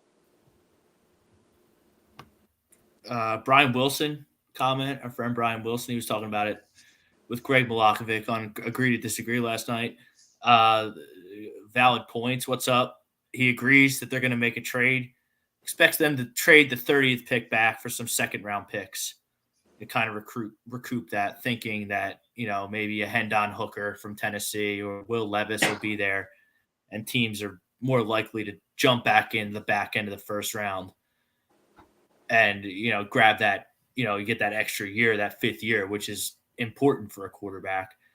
I wouldn't really call that a splash move, trading a 30th pick for maybe a couple of second and a third, but I do think something's brewing down there at the NovaCare complex. I'm waiting on pins and needles, like all Eagles fans, really all fans around the league, to see what their team. As long as they do it before Thursday, you know. I just have a feeling that running back Bijan, what was his last name? Bijan Robinson. I have a feeling that Atlanta is going to go after him. I think that would be a good fit for them because they need a running back too. That's why I'm just wondering if he's going to be. I know that there's been a lot of talk about the Eagles drafting him, but you know, if he's that good, he may not get to 10. You know, you need two. I mean, you really need two running backs because for what you guys talked about before about Barkley being hurt, you know, that's all. You know, because you know the Ravens did have Dobbins, that was the guy from Ohio State. And then they had the young man from Rutgers, Edwards. And they got a lot of knowledge, you know. And the year before, last year, when they both got hurt, ACL'd, that hurt the Ravens. You know? Oh, yeah. Listen, they had more injuries than anybody. It's amazing that they got that far, and they really gave Cincinnati a hell of a fight. I mean, they really did. I'm convinced if they were healthy, they would have beat Cincinnati. Yep. They're one of those teams. They're too physical for Cincinnati. Cincinnati was just fortunate that they didn't have all their skilled players, and especially not having. I mean, that one play where the quarterback tried to do the quarterback sneak and reach the ball over, and it got popped out. They ran it for a touchdown on the other end of the field. Yeah, I mean, I was, you know, my brother-in-law is a big Ravens fan. He lives in where does he live? Owings Mills. He's a big fan of the Ravens. I felt so bad for him when that happened because I was like, oh my God, are you kidding me? But I mean, you know, that's the one thing. I mean, it's a combination of three people going in the right direction: the owner, the GM, and the head coach. And that continuity, like I say, is so important. You know. Yeah, they're a really well-run organization. I think if they can get Lamar into camp and playing, and Lamar can stay healthy for a season, I think that would be a huge thing for them. Well, you know, if it always you mentioned Atlanta for Bijan Robinson. Yeah. I was just going to jump in on Bijan Robinson in a second because I don't disagree with that. Isn't that a post move unless you're Lamar? But then you can't get Bijan. You're going to have to get that 7th pick to the Raiders. So, I mean, I see really the only team in the top 10 for Bijan Robinson being the Eagles because you have such a great infrastructure. You're strong in the trenches. I don't know. Like, if you're a rebuilding team like that, I don't see the point in picking Bijan Robinson. They have too many holes. Atlanta has too many holes. You think? You know? And that's fine. I mean, I was just reading. Daniel Jeremiah seems to think that there's a strong possibility that they might go in that direction. So, and he's one of Daniel the guys. Jeremiah is a draft guru, and he has him as his third best player in the whole draft. Behind, I know he does. I think one of the quarterbacks and Will Anderson, maybe Jalen Carter, I forget. But I mean, Daniel Jeremiah, he was a scout for the Eagles. I think he calls the Chargers games, and he does a great job on NFL Network. He's telling me that this is the third best football player, as you alluded to earlier, Gordy. Like, this is the third best player in the whole draft. How is that not a no-brainer for the Eagles? I feel like people are so tunnel vision, especially when you do what we do. Like, you want to sound smart. You want to sound smart. You want to sound like you're on ESPN, and you kind of outsmart yourself into thinking you should do something that's not really best for your football team when the best thing for your football team is staring you right in the face. I'm just all in on Bijan Robinson. You're never going to have the 10th pick again with Jalen Hurts, ever. You're picking hopefully 32nd for a lot of years in a row, hoping here in Philadelphia. Super Bowl championships. You're not getting a guy like Bijan Robinson or the opportunity to draft a guy like Bijan Robinson. I mean, third best player in the whole draft. I mean, I said I hate the word generational talent because it's overused. But the third best player, that screams no, he's very high on him. Pressure on your quarterback. You know, it's the whole draft is very difficult. You know, I mean, it's what those people do in front of you too. Ryan Swoop checking in. Birds need to focus more on the pass defense and tackling, not just from the secondary, but the linebackers. Eagles are making about pass rush slash sacks way too much. Need to be able to cover, tackle when the pass rush and sacks aren't there. And that's how they got in trouble in the Super Bowl. Their whole defense was predicated on getting sacks, and they led the league in sacks by a large margin, and they didn't get any in the Super Bowl, and we all saw the result. So I think that there's a little bit of truth to that from Ryan, but I looked at the Chiefs last year. I mean, that defense wasn't the 85 Bears, but they had the best quarterback. They had an offensive-minded coach, not even really good receivers. I mean, Kelsey's a good tight end. I just think you win with offense now. I think you can get away with having a middle-of-the-pack defense if you have an elite offense. And Bijan Robinson helps you do that. Yep, as long as you can score points, you're going to be all right if you don't have a good defense. You know, all you have to do is outscore the other team. You know? I mean, don't you think that's the trend of the league, though? I agree. I think it is. Now, you know, but you talked about all the rules and everything like that, making the, I mean, if there's one coverage I would play more in the NFL, it would be press man. You know, I see these corners playing in the end zone 3 yards off and giving the receiver any route he wants to run. And they let him inside. You can't let the receiver inside inside the 10-yard line. That's too easy of a pass. You know, press man, make him one run route, fade. And what's the fade? Hit or miss. That's what the fade route is. You know, you don't let the guy off the line. The fade is a tough pass to complete. It is. I agree. I've always thought that's. I mean, I think the slants are the easiest ones especially in the red zone. Absolutely. You know, because you just SJM 86. What up, fellas? I'm all in for Bijan Robinson. If our remain at 10. He feels that Peter Skorinski will be the pick. I mean, that's just your typical production line type pick. Solidify the trenches. I don't even know if that guy would start for the Eagles if he were to get picked. So, like, if he's Unless there they at play him 30, at guard. cool. That's the only way that he would start if he played a guard. You know, Yeah, this is where I have the problem with Howie Rosenan, and you know all about red shirts being a college guy. Like, you redshirted a second-round pick last year in Cam Jernigan's, the center out of Nebraska, because you weren't sure about Jason Kelsey, and he's older, and you didn't know how long he was going to be. But now Jason Kelsey's back, and now you're going to go another year not knowing what Cam Jernigan's is, and you're going to throw in another guard, tackle, center, combo, hybrid pick into that mix. I just don't – I'm not on board with that. I think it's going to be – I think they're going to draft Jalen Carter if he's available. I mean, it makes too much sense to me for them. Hey, and maybe you move. Didn't they draft his teammate, Carter's teammate from Georgia last year? Davis 13th last year, and then they traded for A.J. Brown. Yeah, Howie Roseman, ever since, obviously, you know, the horror stories of draft night when Justin Jefferson was on the board and the Eagles regrettably took Jalen Reagor. Ever since then, Howie Roseman has been Mr. SEC.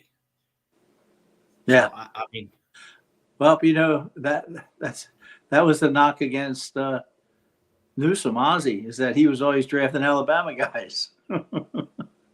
You know, yeah, but I mean, it is a bad thing, though. It is the best league, you know, caliber of competition week in and week out.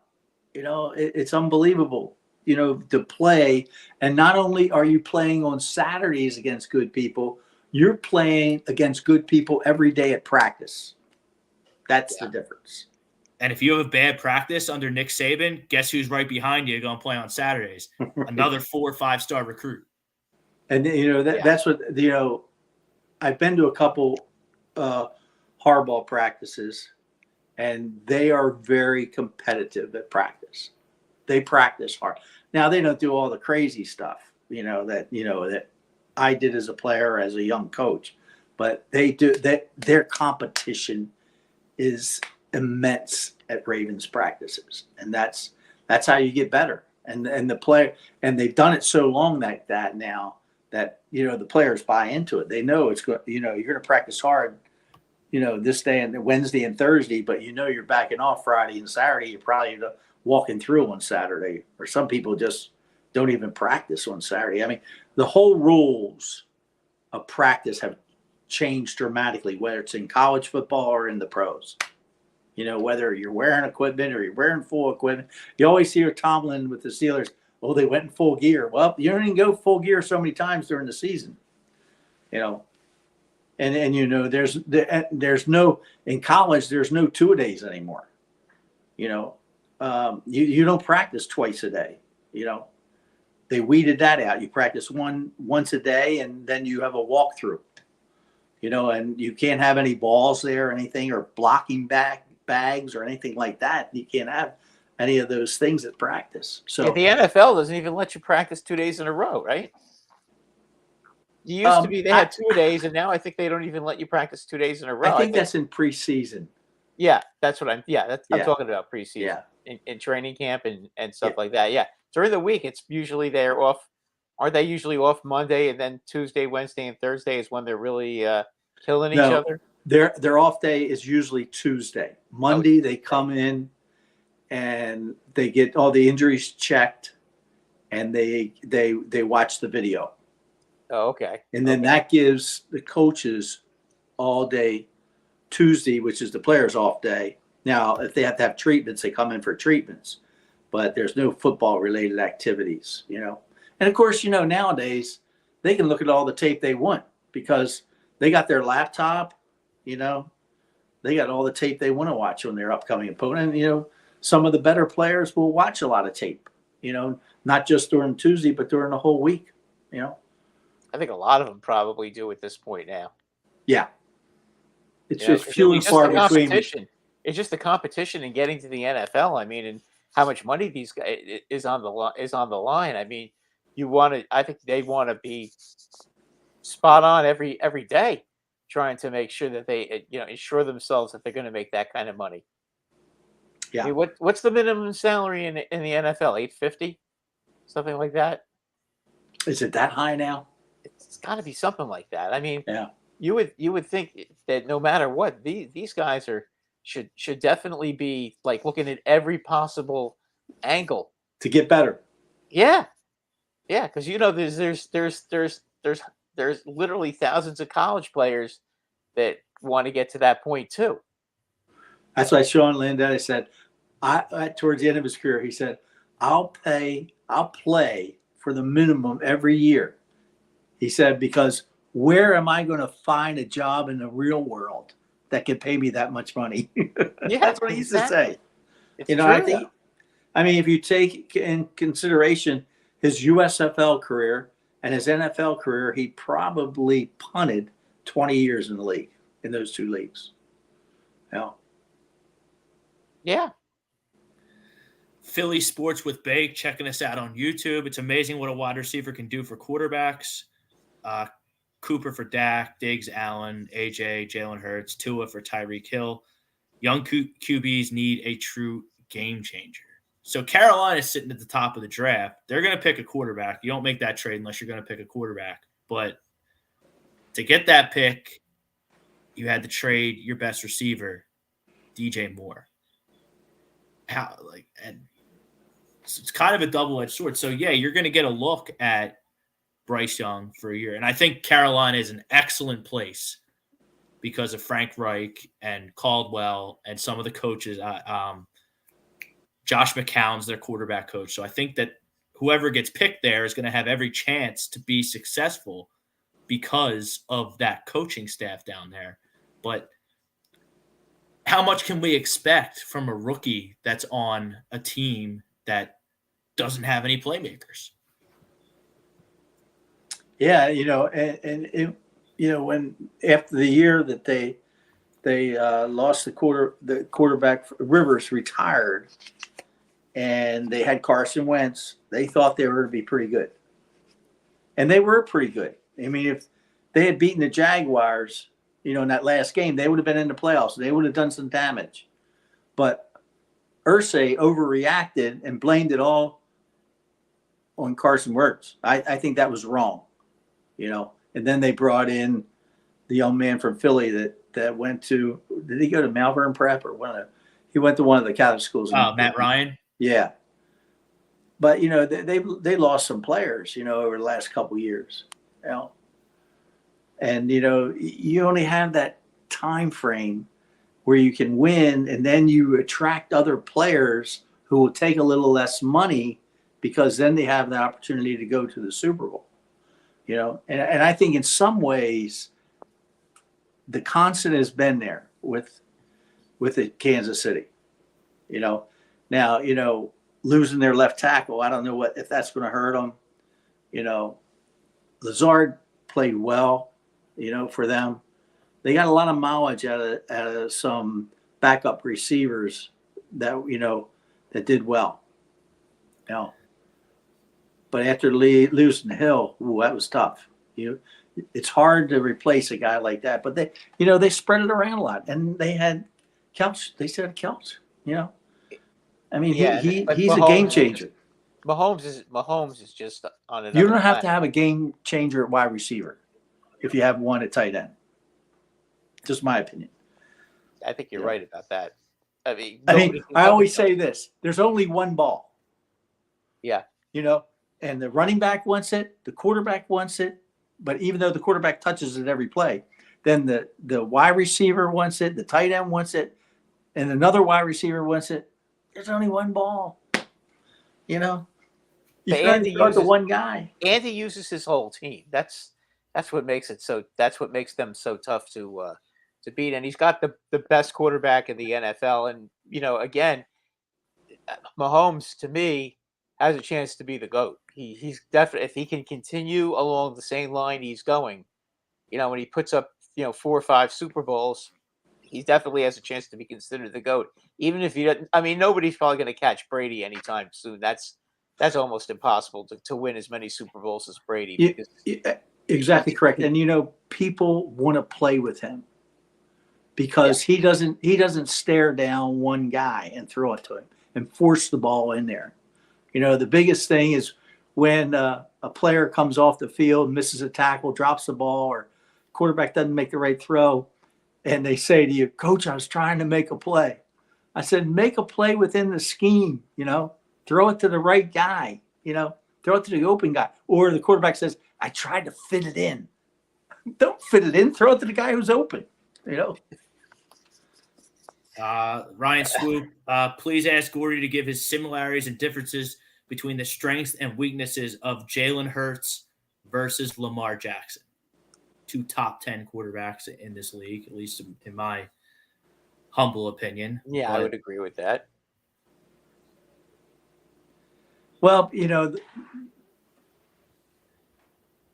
he's Lamar's a better runner. I mean, he pure speed wise, he's a better runner. I don't think Lamar gets enough credit for the passing he does in the pocket. I think it's really good. We've had some drop balls. I always say we. The Ravens have, but supporting cast is the biggest difference. And what you guys talked about before, offensive line, and both of them have a pretty good running game around them. But I'd say that huge difference is that the Eagles pass protect better. The Ravens offensive line is a good run blocking team, but I wouldn't say they're not a bad protection team, but they're not as good as the Eagles in protecting the football, and the experience there. Oh, the Eagles are unbelievable when it comes to pass protection. I mean, it's insane. I think they've got for sure two first ballot Hall of Fame offensive linemen in Lane Johnson and Kelsey for sure. I mean, No doubt. Yeah, and the left tackle, the Australian, will be a Hall of Fame guy when he's done playing. Yeah, it's when you watch them, they literally push the other team down the field. That's how good they are, and moving the ball is just kind of like the way they move the ball. It's kind of like catching fish in a barrel. They make it look so easy. It's not that easy. That's the crazy thing.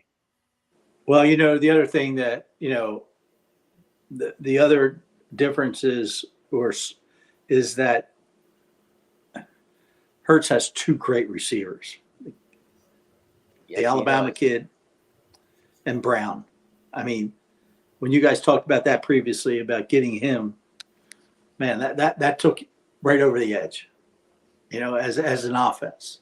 Doesn't hurt to have and Goddard see either. Those type of things give confidence to your defense, to the other side of the ball, because they know if they screw up, we can score, because we got weapons, and everybody thought when the tight end left to go to the Cardinals, they thought that but they knew what they had from the South Dakota State tight end, but Goddard. Yeah, Goddard. Yeah. Whew, he's pretty good. What do you make, Gordy, of the knock on Lamar Jackson is that he can't win big games. He's not a good enough thrower to win big games. And maybe that's why the Ravens or other teams are apprehensive about giving him a monster contract. Well, in order to lose a big game, you got to win a lot of other big games, and sometimes, it's not the quarterback's fault. I mean, I think that's a cliche that people like to talk about. Can't win the big games. I mean, the knock about Dan Marino not ever winning a Super Bowl. He won a lot of other games though, a lot of big games to get to that point. Maybe his supporting cast wasn't that good. He beat the '85 Bears. You're right. He's the only one that did that. You're right. I mean, So That's to me. That's all you need to know about Dan Marino. I mean, know he didn't win the Super Bowl, but geez, he beat probably the greatest team in football history. The best, definitely the best defensive team in the NFL history. You don't think? Are you talking about the Bears? Yes, the '85 Bears. They didn't have a great quarterback. They had a really good quarterback. They didn't have a great quarterback. McMahon was okay. He was just tough as nails. He had the same characteristics as a quarterback as the defense did. Yeah, but Gordy, he got to hand the ball off to Peyton. Oh yeah, right. That's the other thing. Yeah, that didn't hurt. And if I remember correctly, they had a pretty good offensive line. They had a real good offensive line, yeah. And then the Fridge would come in. The Fridge would come in as a fullback. May I celebrate for one moment, please? Yes. What did your Rangers score? The Rangers just tied it up in the third period, baby. Woo-hoo! Joel Trocheck. The guy they got from the Carolina Hurricanes. Joel Farabee, I'm going to be pissed if we get Von Ness from Iowa. Rumor has it that Nick Sirianni and some of the other defensive coaches gave Lucas Von Ness a playbook with a $100 bill stapled to the back page. And the $100 bill was gone, and Lucas Von Ness wouldn't fess up to saying that he didn't know what happened to it. So he's reportedly off the Eagles draft board because of that.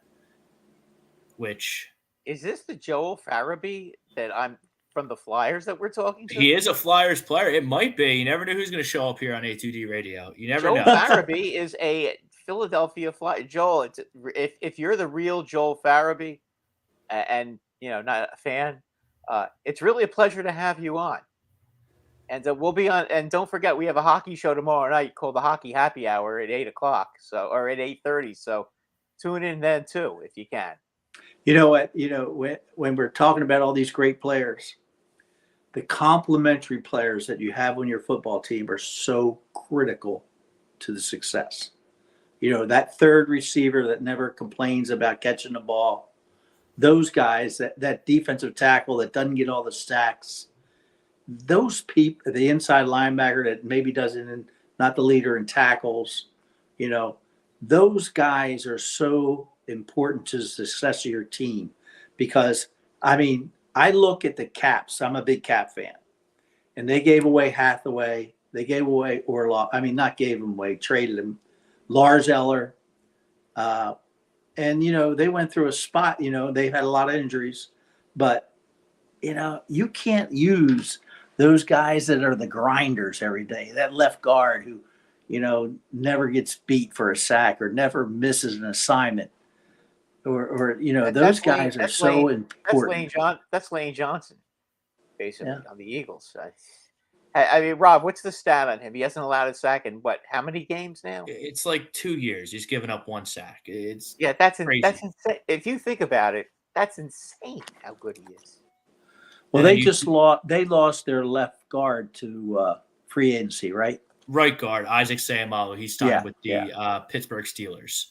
Yeah, so that's a loss. Isaac Seumalo, really good football player. He's one of the guys that you just talked about. The guy who shows up every day. Right. He's strong. He's got a great attitude. He doesn't mess up. And he just did a lunch pail guy. You need those guys too. Lucas Von Ness also didn't start at Iowa. What do we make of that? I don't know how I can justify picking a guy in the top 10 or the first round that didn't start really at Iowa. I haven't heard. I didn't even know what Van Ness plays. What's he play? He's an edge rusher. He's an edge rusher. That's why they're talking about him. But they if he didn't start, then he's got the measurables, and you watch his YouTube highlight tape, like you said, obviously everyone looks good on there, but sometimes I see these guys pumped up on these major media outlets, and I just don't get it. He's one of them. Maybe I'll be wrong, and he'll be the greatest thing since sliced bread and get a whole bunch of sacks. I don't know, but I'm kind of with Joel Farabee here. I don't really want Lucas Von Ness. I think there's better edge rushers. I think there's better players that the Eagles can target. Apparently, the young Howie man from Clemson is really good, Murphy. He's been on a lot of mock drafts for the Eagles, yes. And I love that Dabo Swinney. I mean, I know Clemson's not SEC, but it's damn close. They get a lot of 4 or 5-star recruits down there. And if they ever get that quarterback figured out, they went from Watson to Lawrence and winning a whole bunch of games. Quarterback hasn't been that blue chip guy really since Lawrence. But, I mean, I'm in on anything Clemson. I used to be in on Notre Dame guys, but I don't really know. Well, the thing about the Clemson, it's interesting you talk about that. I always thought that Clemson was the SEC team. Just like I always thought that Florida State should be an SEC team, And I think that, both of them, have really last 20 years have dominated the ACC. When Florida State initially got in, they dominated. When Bobby Bowden was coach, and now in the last 8 years, Clemson has dominated. Matter of fact, it's interesting you say about Clemson is that our former provost at Towson is the president at Clemson, Jim Clements, and what a great guy, and an athletic president. And anytime you get an athletic president, you got things going. Before he was at Clemson, he was at West Virginia as the president. And, to a lot of people said, why is he leaving West Virginia to go to Clemson? But there was a lot of people that went after him because they knew he was going to be good, and he did a good job at West Virginia. But he was our provost at Towson, good guy, coach youth football, good family man, fits in, does great, goes to all their games. I text him every once in a while. But that also goes with the fact that when we talk about having the right people in the upper level positions, whether it's the president, owner, GM, athletic director, those positions are so critical to the success of your athletic program. Getting back to the NFC East. Well, hold on. We got to talk about the Jets because the Jets made a big trade today. Aaron Rodgers saga is finally over. The Jets have their quarterback. They swapped first-round picks and some other things went on. There's clauses with playing time and everything, but that's only for the conditional pick in 2024, right? Right. It could be a first rounder. It could be a second round. Based on how much he plays, which we're familiar with here in Philadelphia because we had some clauses attached to Carson Wentz like that when he went to Indianapolis. But I think, sometimes you see one team has an advantage over the other on a trade, but I think both teams turned out very well in this trade. I'd be excited if I'm a Jet fan. I'll tell you that right now. I think he's going to make a big difference. I mean, look, is he still as good as he was in his prime? No, but remember, Zach Wilson was the quarterback last year, and Zach Wilson was just ineffective. I don't know what the problem was with him. It seemed like a nice kid, but he wasn't effective. And Aaron Rodgers, even on his worst day, is light years ahead of that kid right now. And the Jets have some talent on their team. There's no question about that.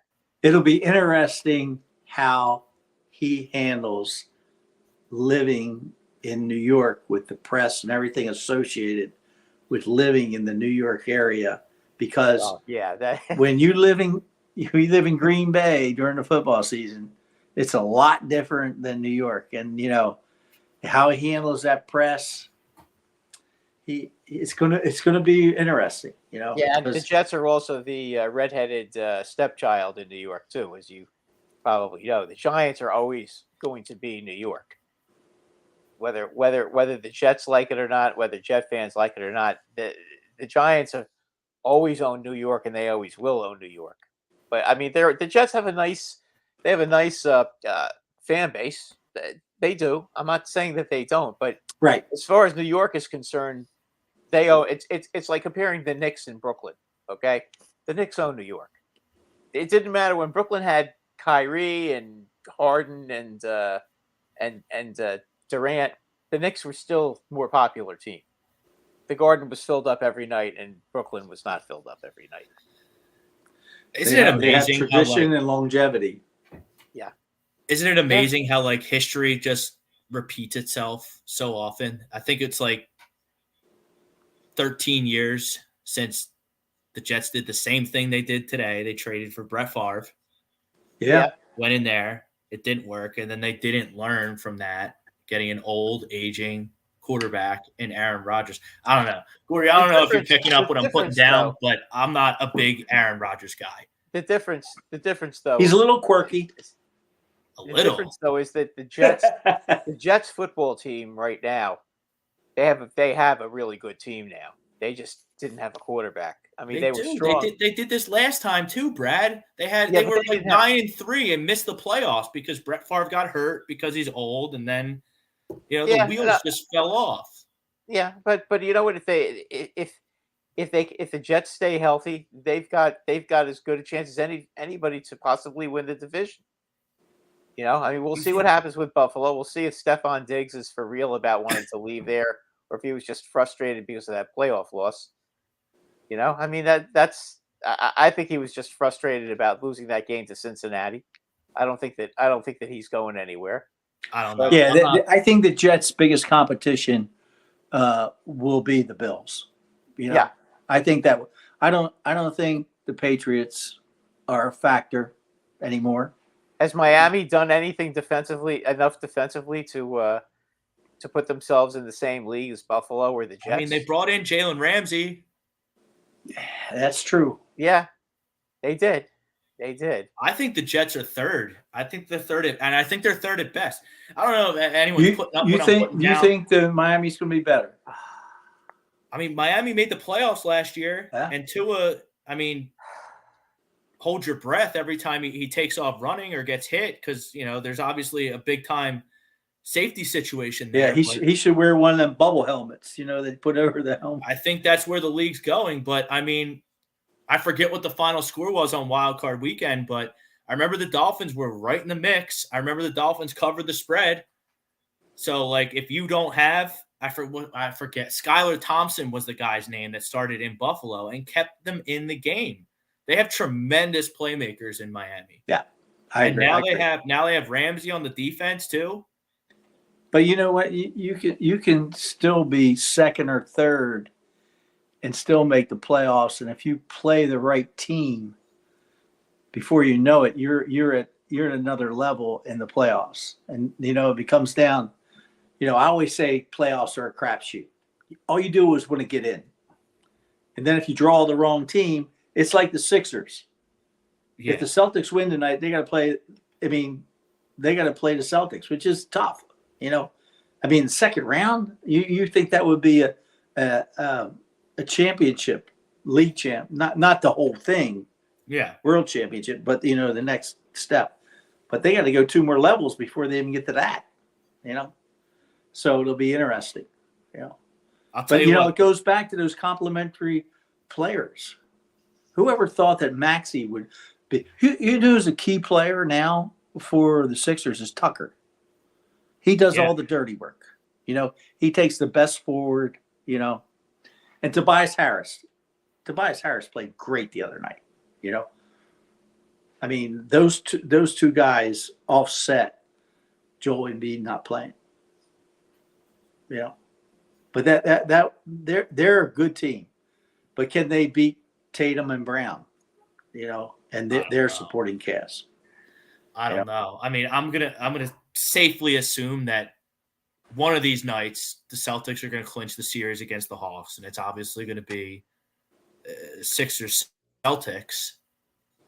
And now Joe's hurt, and Harden's old, and Maxey never plays good against. It's like Groundhog Day in Philadelphia with these Sixers for me. And I think this is their best team since they lost on that Kawhi Leonard buzzer beater when they had Jimmy Butler. I think this is their best chance. Now Joe's hurt. And it's disappointing. And the Boston Celtics have their number, and they're a huge rival. Kind of like the Jets with the Patriots, which is why I'm a little apprehensive to think that the Jets can even beat the Patriots. They never do. I get they've had a diminished quarterback situation, but I mean, this has been going on for 20 years with the Jets, ever since Belichick scorned them and was the Jets coach for a cup of coffee and then went to New England. I mean, it's been all Patriots all the time, really, in that division. So except when Ryan was there, didn't he win the division one year? Yeah, Rex won the division once. Yeah, did he win the division once? Yeah. I know he's in the playoffs. Well, he's in the playoffs twice, and they lost in the championship game twice. Yeah. I remember they beat him in Foxborough the one year. Yes. Yeah, and that was after they lost 45-3, like 2 or 3 weeks before that. And then they went into New England in the playoff game, and then they won.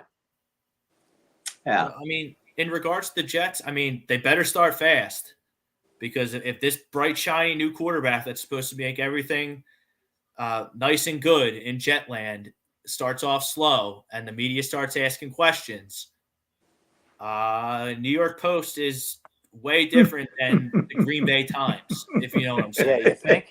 That's what I was trying to say. The Daily News isn't exactly a friendly a friendly source either. They can be pretty tough as well. And the other thing in some that people forget, injuries. Yeah. It can happen at any time.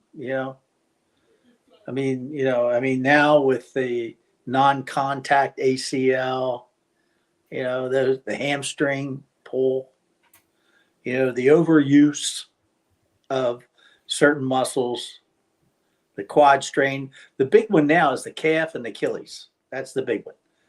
Because, the athletes are so explosive right now that, they haven't developed those, and of course the Achilles is a tendon. Yeah, that's a tough one though. And the calf that's usually the death. That's usually the death knell for a NFL career when you blow out your tendon, your Achilles. The surgeries have gotten better. Yeah, I mean that's the one that ended Lawrence Taylor's career. Yeah, and I think now the operation to fix it plus the physical therapy has changed that a little bit, just like the ACL has changed with the surgery and the physical therapy. I think, guys are coming back in 10 months from ACLs, depending if they don't have any setbacks and, really depending on what they do with their physical therapy. That's a key thing, the physical therapy. I mean, you can have a great surgery, but you better be doing the little things at home, even if you're an outpatient thing. I've had a shoulders replacement and a knee replacement and Achilles. And I'm 73 and I still ride my bike every day for about 10 miles on the boardwalk. But I had, I was right there when I had all my injuries, I was right there. So I would just go to the training room to get my physical therapy, but some people get lazy in that physical therapy, and that hurts them, Yeah. I mean, we're about to have a guy here on our baseball team here in Philadelphia. He looks like he's coming back mid-May. I mean, he had Tommy John surgery on his throwing arm, shoulder. Granted, he's not a pitcher, but it's on track to be the fastest recovery from the Tommy John surgery. And now they're really even talking about him. I think the other day I heard he was working out at first base, taking ground balls. I think he is going to play. I'm saying, with the Reese Hoskins ACL, I'm saying that'd be a great place to play him, if he's not the DH. I mean, he'll DH a lot, but that gives you another alternative for him to play first base. Yeah, and first basemen really don't have to make too many throws either. No. I mean, a lot of times you just make the relay play to home. Yeah, or the 3-6-1 double play, and how there are not many of those. No, really not. Or 3-6-3, I guess. I mean, but there's not too many. There's not too many of those, and they'll probably just let them know don't force any throws unless it's the home plate. Moving on to baseball, talking everything here. Gordy Combs, Towson, Rob Brinkman, Brad Ryer, Sports Hounds here on A2D Radio. Dipping into a little baseball, a little transition. Gordy, you're down there. Towson's in Maryland. You're a Ravens fan. Are you a Baltimore Orioles fan as well? Yes. Baltimore Orioles are one of the hottest teams in the whole American League. They got a bunch of kids. They absolutely mash. What do you think of the Orioles? I think they're great. I think that what we need is Mike Elias, the GM, to go spend some of the Angelos' money and buy a free agent in terms of a corner outfielder or a DH. I think we have all the pieces, but that gets us over the hump. Well, I don't care if it's a DH or a corner outfielder, but we need, because then we can put, Santana is an okay outfielder, but he's not a great outfielder. He should be the DH, and we get a nice right fielder, and then keep Austin Hayes. Austin Hayes is a good ball player. Very good. I like on it. most teams, he would be the center fielder. He's that good at outfielder, Yeah, but you got a center fielder, though, that's an all-star. Or Yeah. a borderline all-star. Yeah, Mullins. Good player. Mullins is really good. So Yeah. And they got a what's good going on first with baseman. Santander? He's having a little problem right now. Yeah, he's struggling. But I think he's one of those guys that gets hot and cold real easy. He can have, and he can jump There right are a lot. up. Yeah, there are a lot. Mount Castle. He can have you carry the team, Yeah. It's so early in this baseball journey, though. Yeah, it's not even. Yeah, it's not even so the end of April early. yet. What most teams have played under 25 games right now, right? Or 20 games? Yeah, The something like Pirates, I mean, I have more money in the stock market than the Pirates spent on their roster for eligible players. And they're 14-7, 15-7. Like, is that going to last? So, if you're out there and your team, you're not happy with it, just relax. The cream always rises to the top in baseball. I think that's the other best thing part is about baseball. it's that new schedule now where you play everybody. Plus, the Orioles don't have to play the Red Sox, the Yankees, the Blue Jays, and the Rays 19 times. Yeah, that's going to help them. I mean, that's almost half your season that you have to pay for the better teams in baseball. So now I think what do we? Right, what do we play? 13 teams. Yeah, you play 13 times in your division, and then Yeah. you play. I guess you play one series against all the teams in the National League, and maybe two if it's a rival team. One rival team, I guess, for them would be the Nats. Right. They play them twice. And let's play the Nats. That's a good thing for them. Yeah. So the Yankees unfortunately have to play the Mets twice, which is never. Well, isn't gonna be easy for them. that's the National League East is kind of like the American League East. Yeah, So but the American League you East got a doesn't bunch have of any. you got a bunch of really good teams. Yeah, but the American League the East Mets, doesn't the have Phillies, any. the Doesn't have any Braves, pushovers though. That's the difference. and Miami. They got one of the best pitchers in baseball. Who pitches for them? They don't have enough. Miami doesn't have enough offense though. No, they get too many young players. Yeah. They Yelich they sold off. Plays for Milwaukee. I mean, there's a lot of they traded off a lot of good players. Yeah, Real Muto they traded off. Yeah. The Phillies, they traded best some catcher in baseball. Yeah, I'm just. But waiting to see I'm them a big trade Oriole fan. Jazzy Chisholm. That would be kind of a shame I to see think that. I think the problem with the Orioles has been ownership, because Angelos doesn't want to spend any money. He's out of the picture now. His two sons run the team, and they won't spend any money. There was some rumors that they were going to sell the team, and then there was some bickering between the brothers, and it went to court and everything. And then you add in the whole thing with Masson, because Masson does the Orioles and the Nationals games, and there was some negative about that. So, the Orioles have the money. And, what's happening is because they got better last year, they're getting more people in the ballpark. And that always – I mean, I can remember when Camden Yards first opened, the first 8-9 years, you couldn't get a ticket. No, they were sold out every game. Camden Yards. Yep. You had to know somebody. It's also a great place to watch a game too. And they have Terrific place. Yeah, they have great food too. By the way, I remember of course, when you think of Baltimore, you think of crab cakes. Okay. One time, this was Boog's back in the barbecue early is pretty darn good too, though. – Boog's. Yeah. Well, back in the 80s, I was scouting a kid watching a high school kid play in Cambridge, Maryland, which is right on the Eastern Shore. And, I always like to get a hot dog at halftime when I'm at a high school game. So I went to the concession stand. They had crab cakes. Of course, then. Crab cakes at a Yes. high school game? Yes. Wow. Now you're talking about 40 years ago. Yeah. I bet they were good, though. When I was in my early 30s. But I said, oh, my God. I said, I'll never forget that, I went and got a crab cake at a halftime at the Cambridge South Dorchester High School football game. The only time I went to Camden Yards, the Orioles lost 30-3 to the Texas Rangers. Oh my gosh. Yeah, we went down Turnpike. We went down 95 South. It was a doubleheader too. So they lost 30-3, and they had to come out and play again after that embarrassment. And I think they gave up like 11 runs in the second. This was dark days for the Orioles.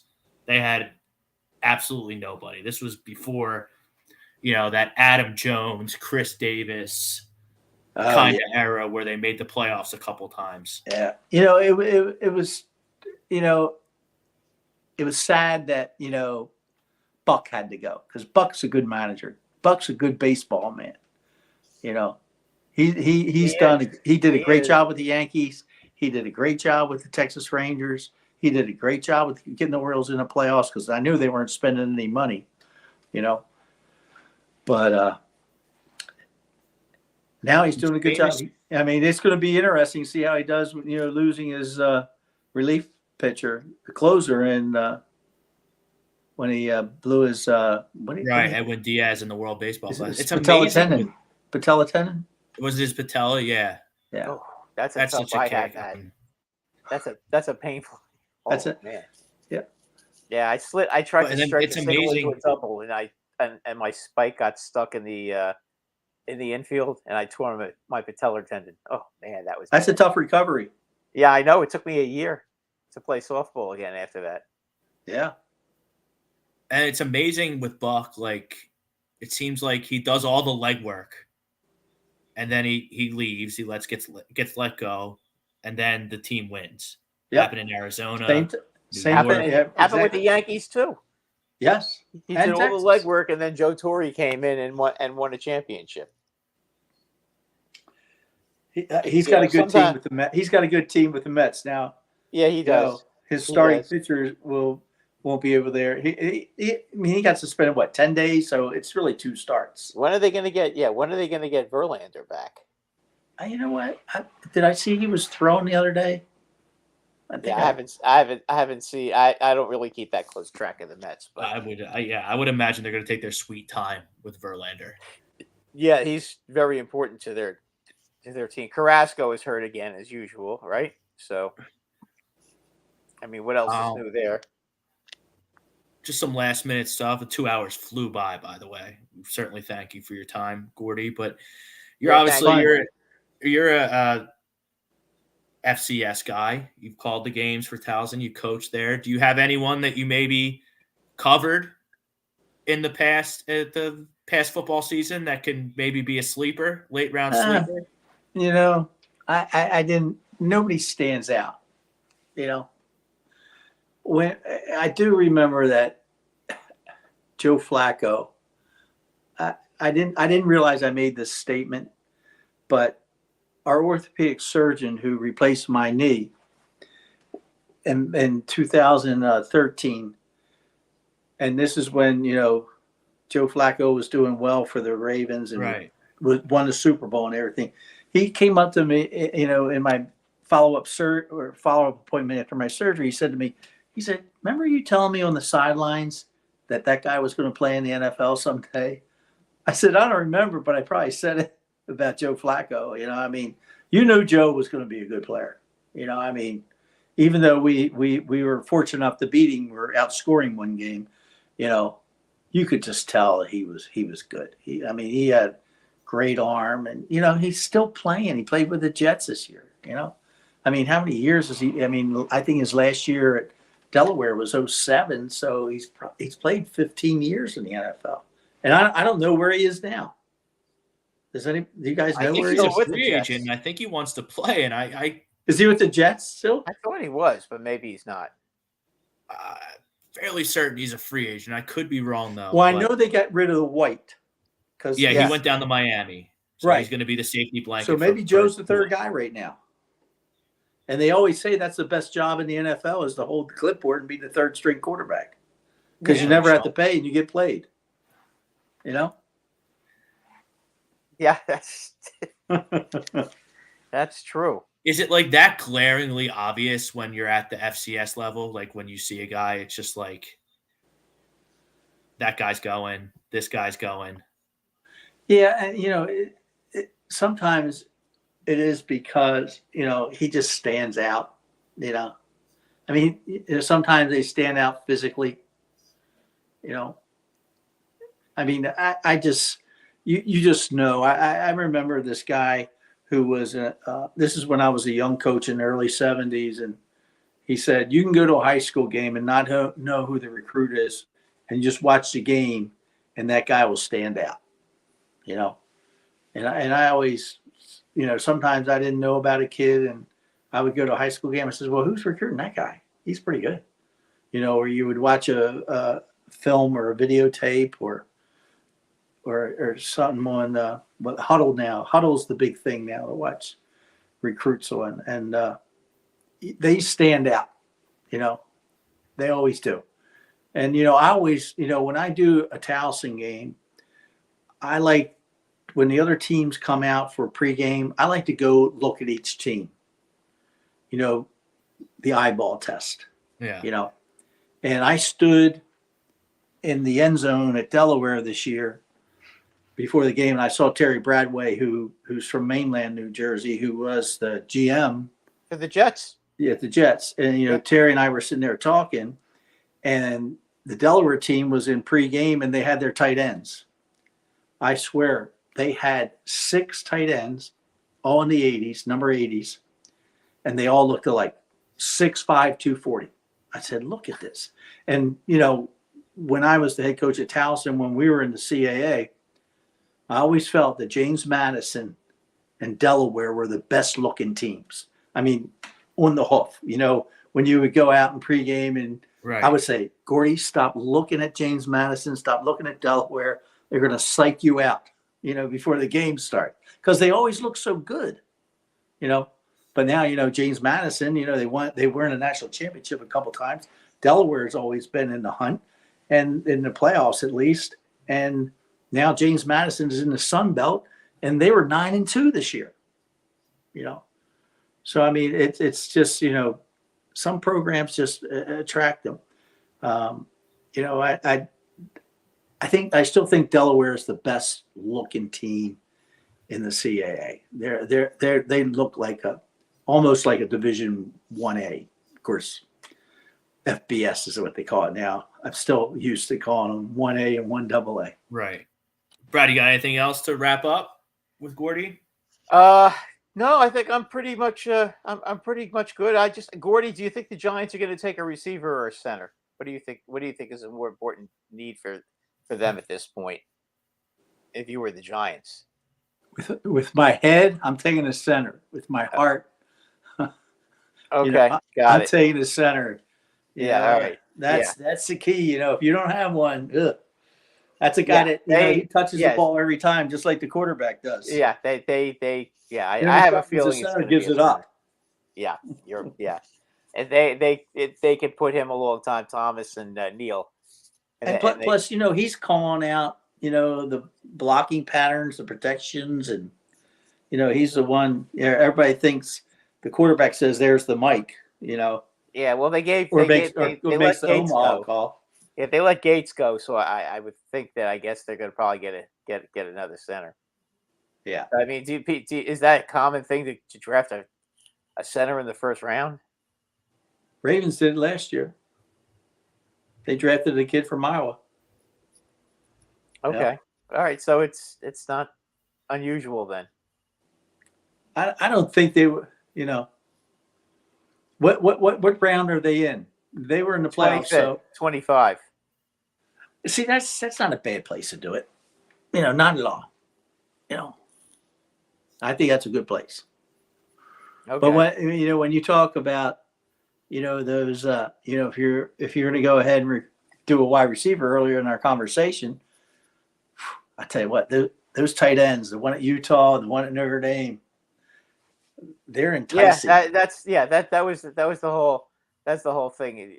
Receiver or a center. So they're probably going to, knowing the Giants, the guys they have now, they're pretty much, they want to build the trenches up. So I think they're going to end up drafting a center. I mean, the other thing is there has to be a good one out there. I think there's a guy in Wisconsin that they like. I believe. Yeah, Wisconsin's always got some good offensive line. Yeah. There's I don't remember the name of the guy's name, but there's a center. I think they play for Wisconsin that they like. So that's probably going to be their pick. So unless they move up in the draft, I think the guy they want, that guy I mentioned before, I don't think he's going to be there at 25. So probably looks like that. In the draft, it seems like there's a run. There's a run. There might be a run on tight ends. There might be a run on wide receivers. I mean, I still want to see I don't think reach. it's a big draft for offensive tackles. I think there's only a couple that, the Northwestern kid, the Ohio State kid. There's only a couple really offensive linemen that, people like. Of course, I always say, and they'll be gone. God only made so many people to be 6'5", 6'6" that weighed 300 pounds and wanted to be punched in the face 75 times on Saturday or Sunday. Offensive linemen, especially that tackle position. Yeah, good point. All right, everyone. Thank you for tuning in. Another edition of Sports Hounds in the books. We thank our great guest, Mr. Gordy Combs. Best of luck in the future to your program, Thanks, Gordy. your career. He's Brad Ryer. I'm Rob Brinkman. Peace out, everybody. Thanks, guys. Our pleasure.